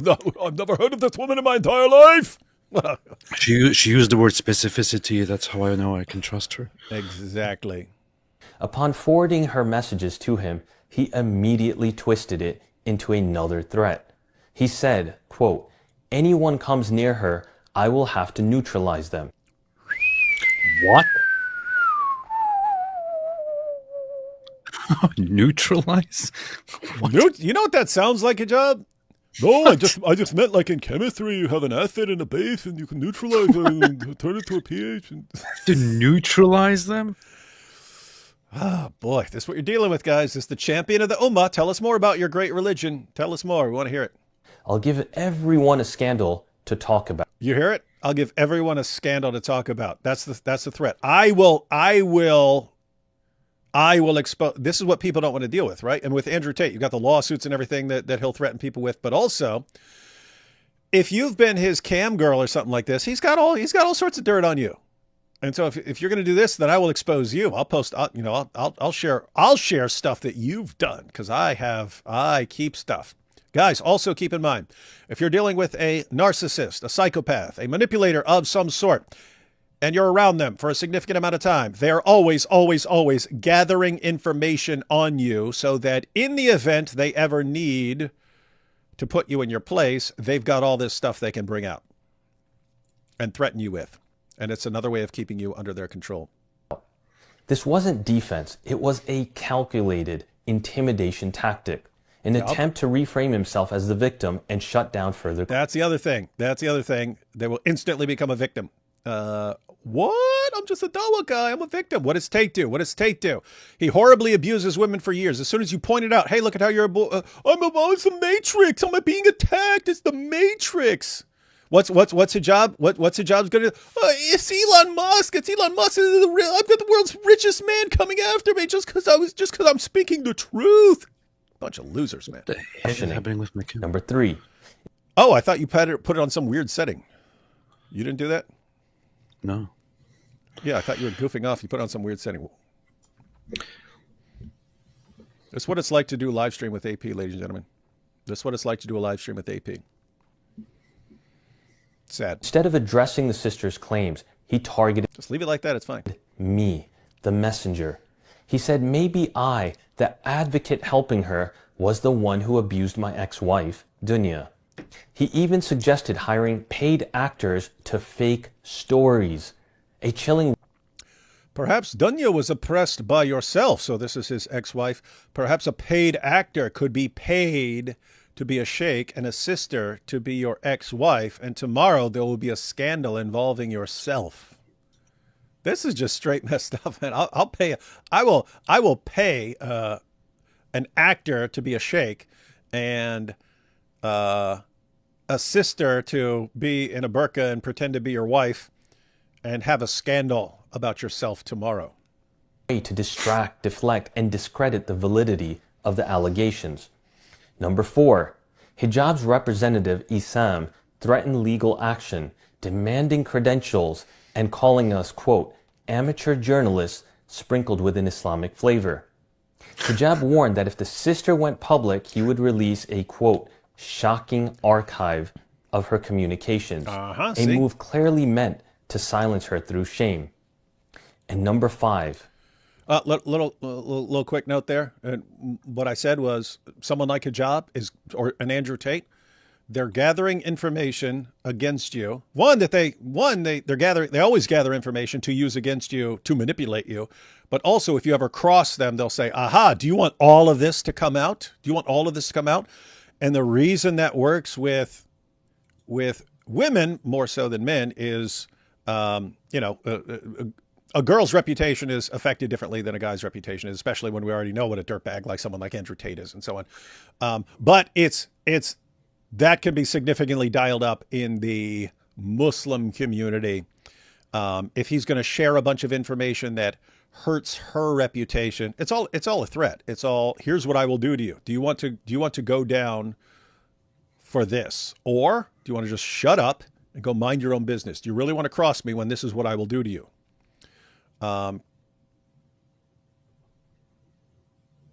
Sounds so far like this guy and Aisha are willing to face the repercussions to hold this guy accountable. And so that's cool. Because guys, look what they're up against. Look what they're up against. It's hard to stand up to someone like Tate. It's hard to stand up to someone like Hijab when they've got this crowd of followers and financial resources and stuff to do massive damage, and you have to be in a situation where, you know what, I'm going to take all of this because I'm not letting this go. That's what they do. It is a narcissist's kryptonite, ladies and gentlemen. In the end, Hijab wrote, "Expose me, but remember, the recompense of an evil deed is an evil like it." He invoked Quran and Hadith to mask a threat, promising retaliation. Did you see that?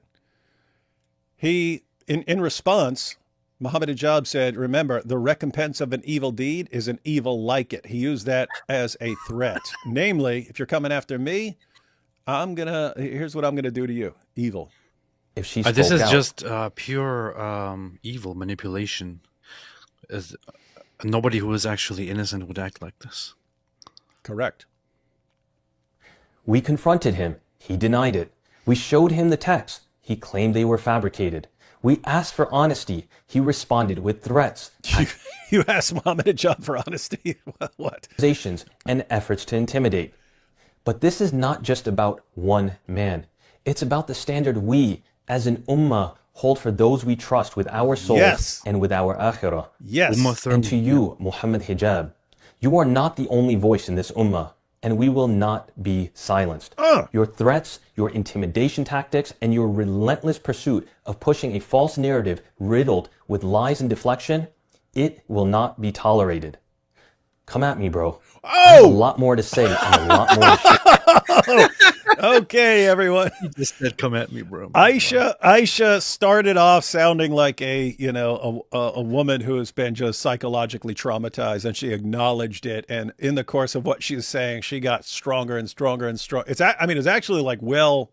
actually extremely well done in that, like, what's happened in her life over a period of years of dealing with Mohammed Hijab, just being broken, and then realizing that nope, I have to stand up for myself, and becoming a stronger woman through all of that, that she somehow like got all of that across in a short statement. And then this guy right here, I mean, he's capping out with "Come at me, bro."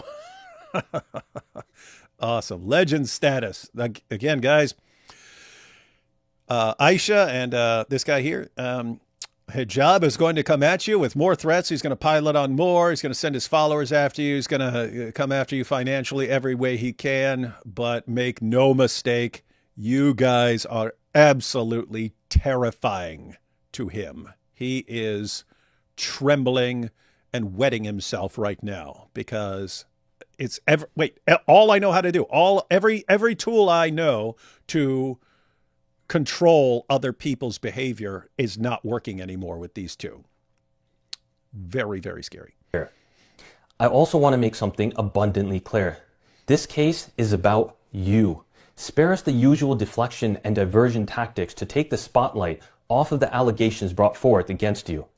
Also, as you indicated that maybe I'm the one who committed dhulm against Dunya, please do offer your services to her and bring forth the case to the entire public.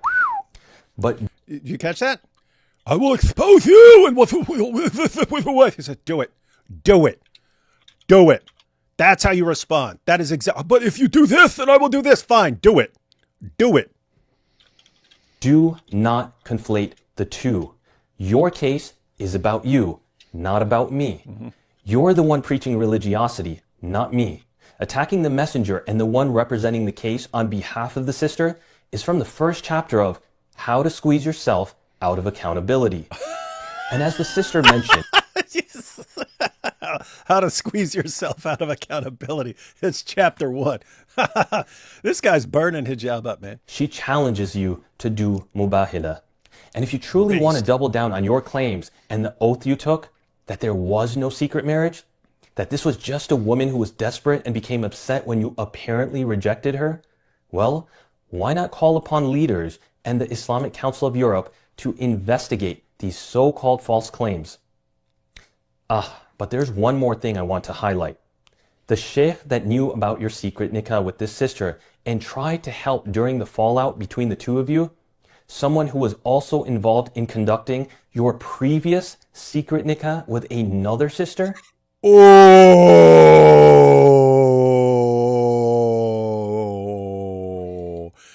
he's been doing this for a while. Call me shocked. Call me the surprised emoji. Isn't that amazing? Isn't dude? Did you see what he just did there? Oh, you want to start going in other directions with this? Oh, okay. Well, guess what? I've got more information too that I can share. I was just trying to get you to make it right with this woman and to fix the damage you've done. But if you really want to start tossing about, exposing people, I will expose you. I will humiliate you. You know this isn't all you've done, right, Hijab? You know we can expose more things you've done, don't you? You really want to go this road? And guys, here's everything in a nutshell. The real central issue as far as this little battle that's going on. Hijab is trying to threaten them with using his power and influence and status and financial resources to threaten them, to damage them financially, to damage their reputations and so on. Here's the thing. Who's got more to lose? That's their advantage. You want to start? Guess what? We start exposing stuff. People don't know who we are. People don't know who Aisha is. So yeah, it's an issue for her if he I'll release my archive of information on you, even though I said I don't know anything about you. But yes, I have this archive of information on this woman. I don't even know her. Who's really gonna be crushed because of this? Not Aisha. I'm surprised. People are going to be looking at Aisha going, my goodness, what a legend. That will be the result at the end of the day. Hijab is the one who will suffer. They know it. These two have figured out his weakness, and that's why he is cooked. Not going to be a good year for Mohammed Hijab. We are fully aware of the threats you issue. What's that? I'm very surprised and very shocked by these developments. Yeah, who could have foreseen that if he's going around, doing these little temporary marriages, that this is just something he keeps doing over and over again, going around the world. Look at me, who wants to go back to the hotel? Let's stop by McDonald's so I can, give you a mahar, and then I'll go bang you for a little while and stuff like that. And Look how Hijab, shocked I am. yeah, and so this guy just said, hey, I can expose another one because the Sheikh mentioned another one of these that he did. But guess what? Hijab's probably been doing this all over the place, if that's because that's the way it looks. You do have this ongoing issue, AP. When someone comes forward, other people start going, if she can do it, I could do it. And I'm gonna stand in solidarity with this sister and say what he did to you, he did to me too. We're gonna call it Mo Me Too. Mojab Me Too. Wow. The thing is, so both of these people involved here right now, the woman, the Aisha, and this guy here, of course, they are pro-Islam, right? And they are defending Islam, and they are basically saying that this guy is abusing Islam and misusing Islam and all of that. But there is, of course, the greater issue underneath here, which is that it is the Islamic community, the Islamic Ummah that tolerates and fosters stuff like this.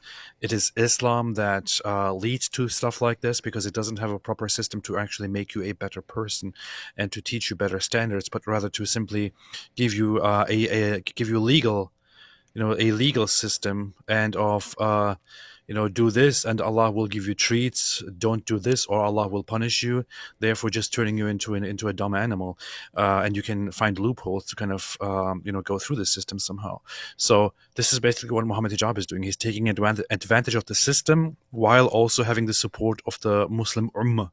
So that is the problem. This is the problem with Islam. It doesn't make you a better person for a better and functioning society. It merely creates people who are trained like primitive, in primitive ways, and who simply use the legal system dishonestly to their own benefit. This is what happens. Correct. Against him and the ultimatum you gave him to retract everything he discussed with me and essentially compelling him to silence. And because of your sick intimidation and bullying tactics, he ended up in the hospital the very next day, weak and vomiting. He didn't want to be involved with any of this, but he held himself to a standard that one day I hope you and other leaders can learn to emulate, speaking the truth. And so, he disappeared. After all of this, what did he do wrong? That's the question many people will cast. Isn't he allowed to marry and divorce whoever he wants? Sure, within the bounds of Sharia, a man has rights. But rights without process are a formula for abuse. In this case, Mohammed Hijab didn't just marry and divorce a woman. He became the groom, chose his own witnesses, appointed a friend as the sister's wali, and orchestrated the entire event behind a veil of secrecy and intimidation, all over Zoom. You catch this? The entire thing? The entire thing? He's controlling it all. So the entire like marriage process of marrying this girl, he makes sure everyone who's involved is under his control. That way no one can ever turn against him. If the girl decides she wants to back out or do something or expose him or something like that, everyone who's actually there and a witness and involved is on his side. Smart. Evil, but smart. No names, no faces. He hijacked the entire marriage process. Judge, jury, and executioner. This wasn't Islamic. This was manipulation masked in religious garb. We don't know if the marriage was valid or if it was simply sanctified by fake formalities, because the witnesses handpicked by Hijab are too afraid and unwilling to testify. Then what really is the purpose of having witnesses? She never received her marital rights. No home, no support, no companionship. Just 2 hotel sessions, newly instated conditions that there would be no family communication and that the marriage would be confined to exclusively meeting at hotels. And upon refusal to such ludicrous conditions, abandonment paired with gaslighting. When asked, Hijab offered silence and countered with threats. This is why we speak. This is why Behind Veils exists. What's up? Isn't this so ridiculous, man? It's like he's just what Mohammed Hijab does is basically, hey, I have a family, I have to take care of my family, but I want to have an affair with this girl because of her cake, and multiple girls because of the cakes, and I want to do this. I want to keep doing this. I want to go meet up with them in hotels. I want them to travel with me when I'm on the way, and I want to have sex with them whenever I want. But I don't do it the sick way. I don't do it the way the immoral kuffar. Yes, I'm better than the kuffar. I do it the Islamic way. I don't do affairs. I don't have like secret girlfriends. I don't. See, Islam is better. Look at how we do things. Are you sick? No, I do nikah with them. Then I do the same thing that the kuffar do. Yes, I do temporary marriage with them, and then I bang them, and then I kick them to the curb, and yes, I destroy their lives and never provide for them. You see, I do it the Islamic way, unlike you kuffar. Absolute scumbag. It's the end here. We don't expose to shame. We expose to protect, to hold power accountable, to say no more to hacked versions of Islam paraded as being legitimate. We are a collective and no one is above this deen. Not Yasser Birjas, not Omar Suleiman, and no, not even Mohammed Hijab. So if you're watching... But I'm 6'8", I'm above everybody. And you're uncomfortable, ask yourself, why?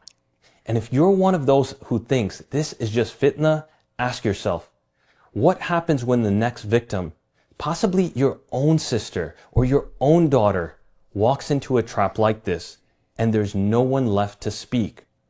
This is not just her story. This is all of ours.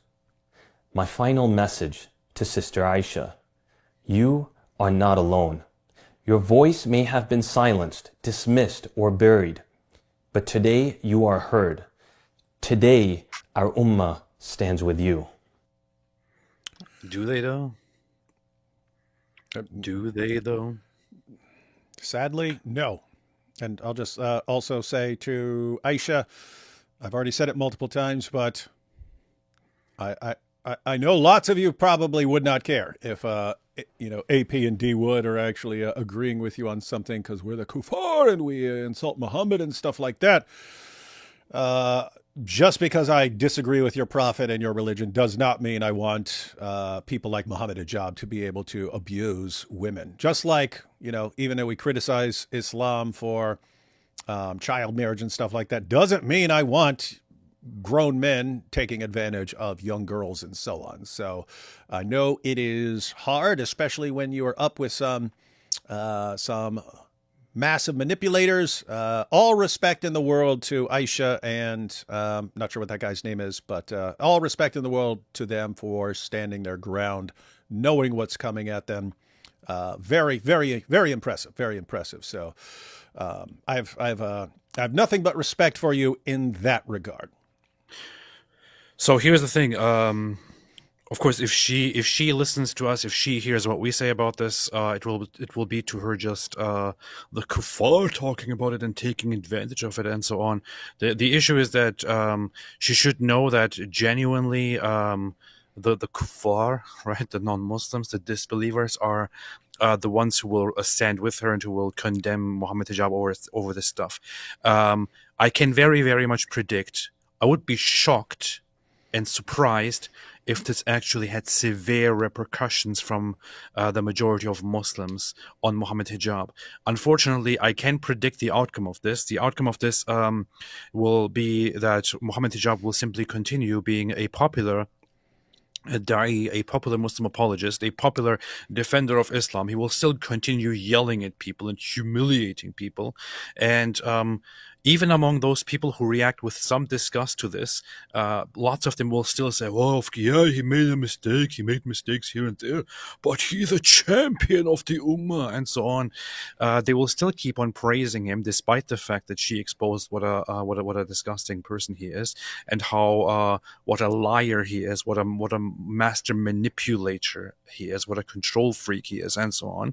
So maybe she should ask herself the question whether she is actually dealing with a society and with a belief system and with believers who have the best interests of people like her and who have honesty at their heart, because that doesn't seem to be the case. Maybe she should turn toward a different community and explore others a little bit, and then maybe she will get the help that she needs to tackle and to fight people like that. In any case, she will be slandered as an opportunist, as a prostitute, as a liar, and so on by Mohammed Hijab and his kind. And unfortunately, Mohammed Hijab and his kind is not a tiny minority in the Muslim community. In fact, they are very dominant, very prominent, and they support each other. That's what they do, urinating upon one another. That's what they do. They urinate upon one another, ideologically, verbally, physically, that's what they do. Literally, and so on. This is what they do. And in such a system, a woman who actually wants to find safety and all that will not find what she is looking for. The issue also is, I'm here thinking, how will Mohammed Hijab get out of this situation? What will he do? He already issued so many threats. He threatened her. He threatened other people who talked about this, and so on.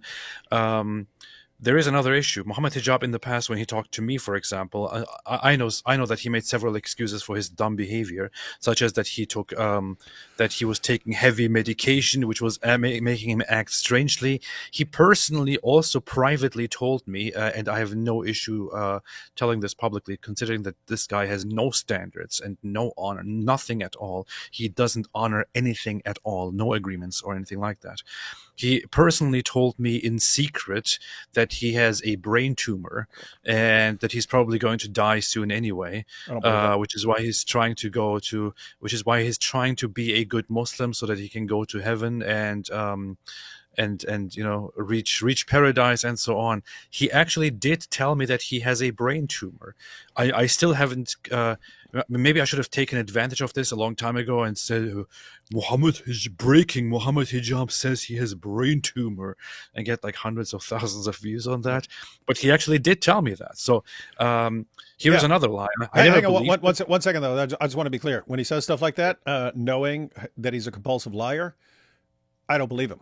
It's like something else to either manipulate you to get sympathy or like feeding you information, and then if you use it, he says, "I think I have what an idiot." Yes, I said that to him just to show that what a little how he would use it. What an idiot, and he fell for it. Stuff like that. So, but this is the kind of messed up person that Mohammed Hijab is. He actually told me that he has a brain tumor. I'm not making this up. He actually told me that he has a brain tumor. And so he used I don't believe for a second that he actually does. I challenge him to come out and actually prove it, and to provide some medical documents.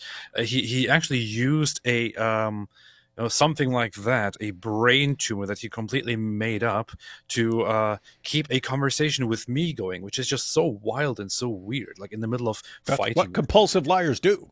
Yeah. And so this is also information to Aisha, if she ever comes across this, if she listens to this, and so on. This is the kind of person that Mohammed Hijab is. She might not even know this part, that he actually says he has a brain tumor and he just wants to go to heaven. Here's another piece of information that you can use to probe him a little bit further. And maybe for everyone else to also use. Maybe everyone should make videos and ask if Mohammed Hijab actually has brain tumor and if he can prove it. I mean, there's something wrong with his brain, but I don't think it's a tumor. Yeah, so I'll just add two things. Then we'll read these last couple of super chats. But one is, so we're responding to this. Again, I'll be live on Thaddeus' channel, Reads and Answers, with Thaddeus and Mary Harp tomorrow, going through some of this stuff. So people are going to use this to respond to Aisha and what's the channel name? Behind Veils. Behind Veils. So I'll just say Behind Veils. So people are going to use this to attack Behind Veils and Aisha and say, look at what you're doing. Look at how they're using this against Mohammed Hijab. Look at the damage you're doing to the Ummah. Yes, people are going to use that. Same thing as any other scandal that comes to light. And so look at the damage this is doing. People are going to do that. You have to say, yes, but we have to expose it anyway. We have to expose it anyway, otherwise it's going to keep happening. And if we know about it and we don't expose it, then we are partly responsible for the damage this guy continues to do to women. So we have to, even if it's going to be an embarrassment, even if Hijab's going to look like an idiot, look like an evil dirtbag, and that's going to hurt the Ummah or something like that, we have to do it anyway. So that's one. As far as people pointing to us, because that's what they'll do. They say, look, David Wood and the Apostate Prophet and the Islamophobes are using this to attack Islam. No, we're using this to attack Mohammed Hijab primarily. We think there are problems in Islam. There obviously are. But mainly you're dealing with a terrible, terrible person that anyone else can spot, but somehow just become heroes in the Ummah. The more of a liar you are, the more like a bunch of young Dawah fans rally around you and so on. But the response there has to be when someone says, look at, you shared this information, you exposed this, and look, the Islamophobes are using this. The response there needs to be, don't blame us for exposing it. Blame you for having that behavior. Blame you. The reason these guys are talking about it is because you did it. You're at fault. If you're becoming an embarrassment to the Ummah, that is on you for having this horrible behavior that we have a moral obligation to expose. So why are people talking about Mohammed Hijab? Because of Mohammed Hijab. Mohammed Hijab is the one who is responsible. Also responsible are the Muslim leaders who prop him up and his followers who prop him up. You guys are the ones who are responsible, not Aisha. She's the hero. She's the hero in this story. She's the hero that emerges in this story. Same thing with Behind Veils. They're the ones coming out saying we're the ones who have to do the work of exposing. Just think about it.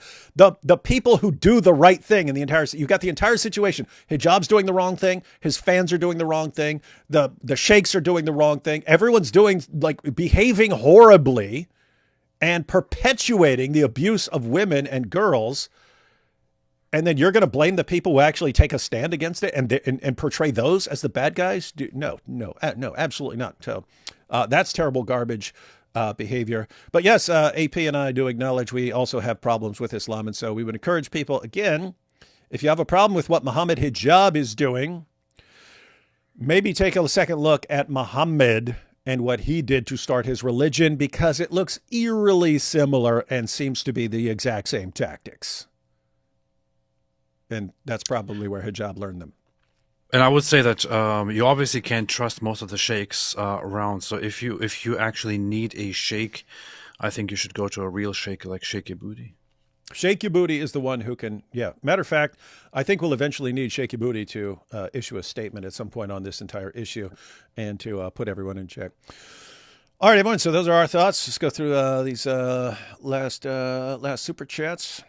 And Heaven's Gate members returned a telescope when it didn't show a UFO. When your life hinges on something being true, you reject other evidence. Thus, Aisha's ongoing belief in hijab, Muslims in Islam. Yeah, you just hope that, you know, after all these scandals with Sheikh Uthman and now Mohammed Hijab and Numan Ali Khan and Hamza Sortis and all these guys, you think maybe you catch on to what kind of guys you're actually dealing with here and then ask yourself, why do these guys become the heroes of the Ummah? Why? Why? Patrick O'Brien says, happy birthday. Thank you, Patrick. It's no longer my birthday, but I think you posted that before. It is now the day after my birthday, where I am. I've seen these kinds of men, and they take advantage of girls who are a bit like, but the girl gets the reputation and is forced into a role. Yeah, it damages the girl, not the guy. You guys told me a book having to do with Christian martyrs from Muslims, but I lost where I had it written. Remember the name of the book by chance? You know what that's about? I mean, there's Fox's book of martyrs, which includes in there, but that's not specifically talking about Christian martyrs from Muslims. So I don't remember what the context of that was or which book it is. I don't know what you're talking about. Yeah, AP doesn't know anything. Mrs. Hijab says, happy birthday, D Wood. Please accept my golden shower. No. Thank you. Do you expect the Islamic dilemma to be bigger issue than the perfect preservation or lack thereof? Thanks for all the hard work. I think it's a bigger issue, honestly. The Islamic dilemma is a more important issue in terms of that is a core problem for Islam. Whatever your perspective is, the fact that the Quran is affirming scriptures that contradict the Quran on basic doctrines is a huge problem. Perfect preservation of the Quran wouldn't be a serious issue. We wouldn't expect perfect preservation of a book that's being copied, you know, over centuries and so on. It's a huge issue because they lied about it so much and claimed perfect preservation. So it's going to hurt for a while as more and more Muslims find out that they were lied to. But it's kind of temporary. Once they get past the lie and they all acknowledge that the Quran has, you know, variants and so on, just like any other book that gets copied, I don't think it's going to be such a serious issue for them anymore. Whereas the Islamic dilemma is here to stay. It's going to be a lasting problem for them. Happy birthday, David. Thanks for doing what you do, fellas. And we will continue. Thank you. Except we will escalate massively.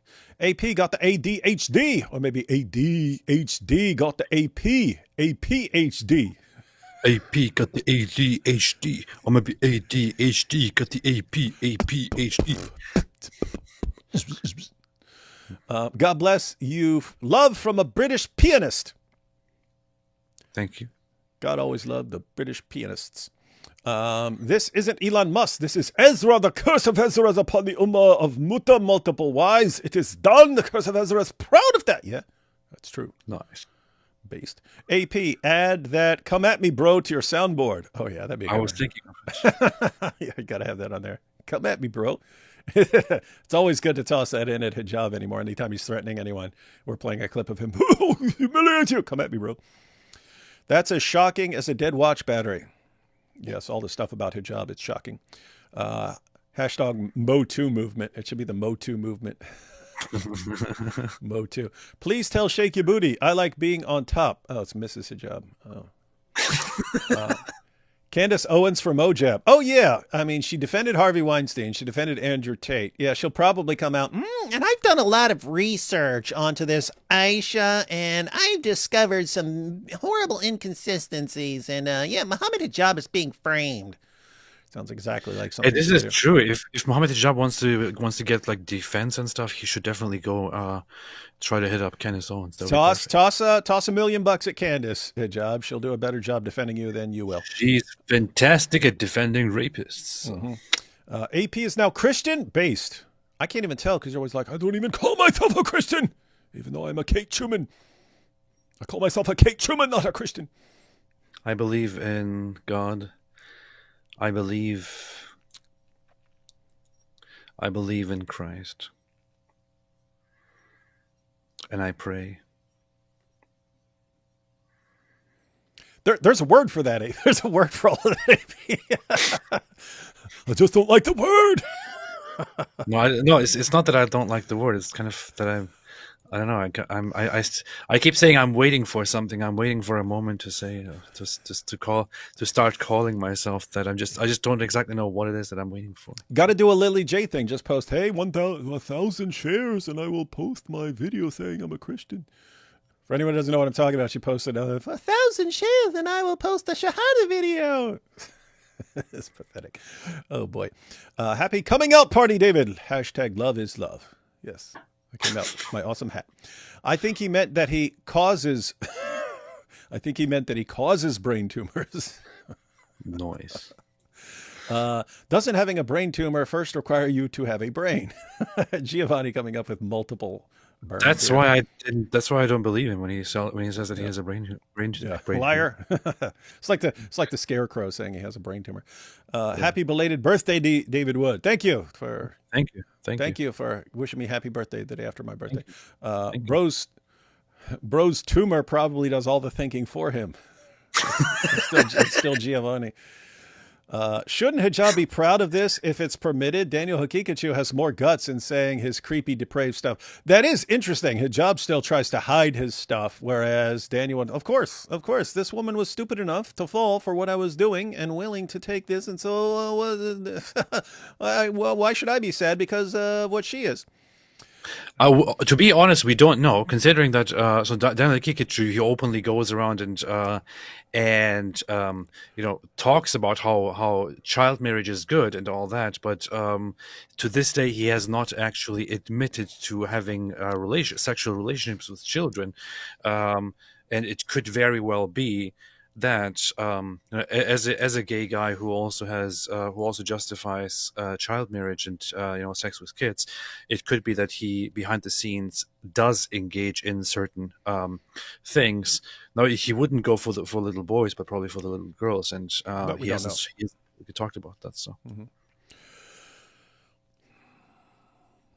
Bo Rudder says it's 9:15 here. Happy birthday. Thank you. Oh, okay. I was about to say, well, it would be the next day. And where are you, in Russia or something like that? But no, I think he means like California time. So still my birthday in California. Happy birthday, D Wood. You're exposing England's best Christian apologist, Mohammed Hijab.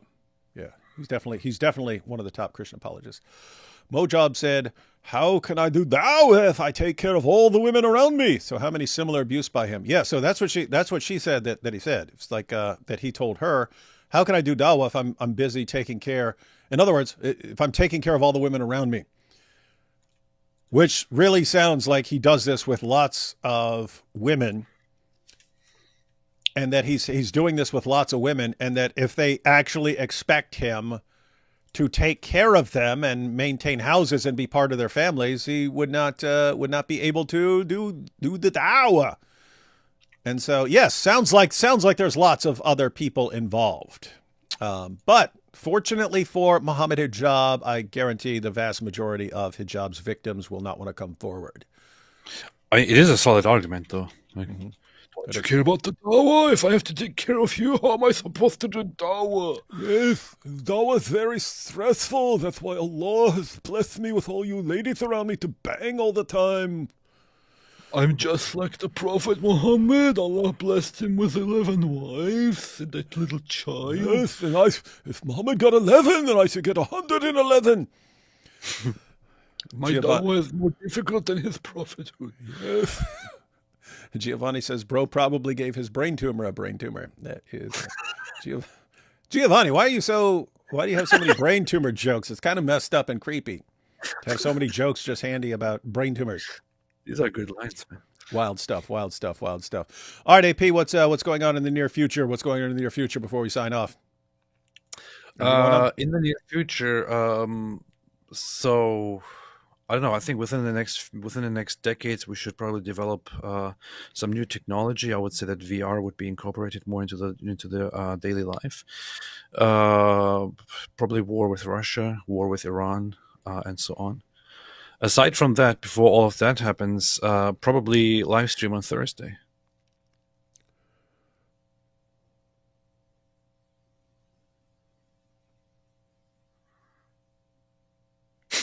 Why did you freeze, man? No, I was thinking about when my plane arrives. I'll be flying to California on Thursday. California love. I think I get a 9 something there, but that'd be like midnight. So that might be an issue. California. Yeah. We'll see. We'll see. Yeah, we will see. Guys, I'll be live tomorrow earlier in the day. Is that about Mohammed Hijab? That is about Mohammed Hijab. I'll be live. This is a totally different issue, but me and Chris just posted videos responding to Mohammed Hijab. Jai and DOC also had some stuff. Not on this issue. We were just talking about he finally responded to the Islamic dilemma, did a terrible job and had to lie repeatedly. Shocker. But yeah, Chris and I each made a video, and Jai and DOC said they had some stuff. They're saying like he's just screwing up basic grammar stuff and doesn't know what he's talking about. But so we're going to go live at 5 o'clock Eastern time tomorrow to talk about Mohammed Hijab's Islamic dilemma response and how sad and pathetic it is. And then later in the day, it just worked out like this. This was not coordinated. In other words, the issues were not related. But then on Thaddeus's channel with Thaddeus and Mary Harp to cover more on this issue. This is wild stuff, man. It's wild stuff how it just ended up like that. Maybe Mohammed Hijab is cursed. I don't know. Here we have Tarun. Says, hey guys, make your best impression of the animals, the poor animals. I don't know what vegan movie that is from or from a commercial for PETA, Tarun. But I don't know how to impersonate it because I don't know where that's from. And I'm not interested in promoting veganism. But if I wanted to, I would go, think about the animals. The poor animals. Just eat wheatgrass all day, every day. Powerful. Hey, what's HBD mean? I don't even know. Happy birthday, man. Oh, thank you. Thank you, Stefan. I knew it meant something. Happy birthday. HBD. Oh, hi, AP. You are a proud Acts 11:26C yet? What does that mean? What does Acts 11:26C mean? The disciples were first called Christians in Antioch. And so we're supposed to be proud of being called Christian. Get it? Oh, I see. Got it. Oh, I see. Now you know. I see. That's interesting. I see now. Indeed. All right, everyone, we have one more. You don't know how much I love you, David. I'm from Egypt. My name is John. I'm just saying hello. You killed Alex. No, Alex did a good job. I just don't think his argument Why don't you kill him? really affected mine, and I don't think his position will stand the test of time, and I don't think he believes what he's actually saying. So with that said, he's a great speaker and a good debater and stuff like that. But yep, that was fun. That was fun stuff. All right. We will catch you all later. Thank you for watching. Thank you for all the birthday wishes. And we carried this show on until it's no longer my birthday. So back to business as usual. Live streams tomorrow, should have video up tomorrow, should be super based. All of you who are in the Quran Project, the Islamic Dilemma Project, I'll post an update tomorrow, and I'm going to try to get out another video or two about the Islamic Dilemma this week, because I still have stuff to cover from Surah 2, and we're already starting Surah 4 now. So, all right. Catch you all. Acts 11:26 says, Kai Euron Negagenes Antiochia Negeneto de Atois, Kai in Eniauton Olons. Anyway, again. Okay. Good. Yes, very base. Thank you all for watching. And stay away from Islam. And stay away from Mohammed Hijab if you're a woman. because he's going to abuse you. Stay away from perverts. Yes, it's a good idea. It's good. Regardless of your religion, stay away from perverts. Catch you all tomorrow.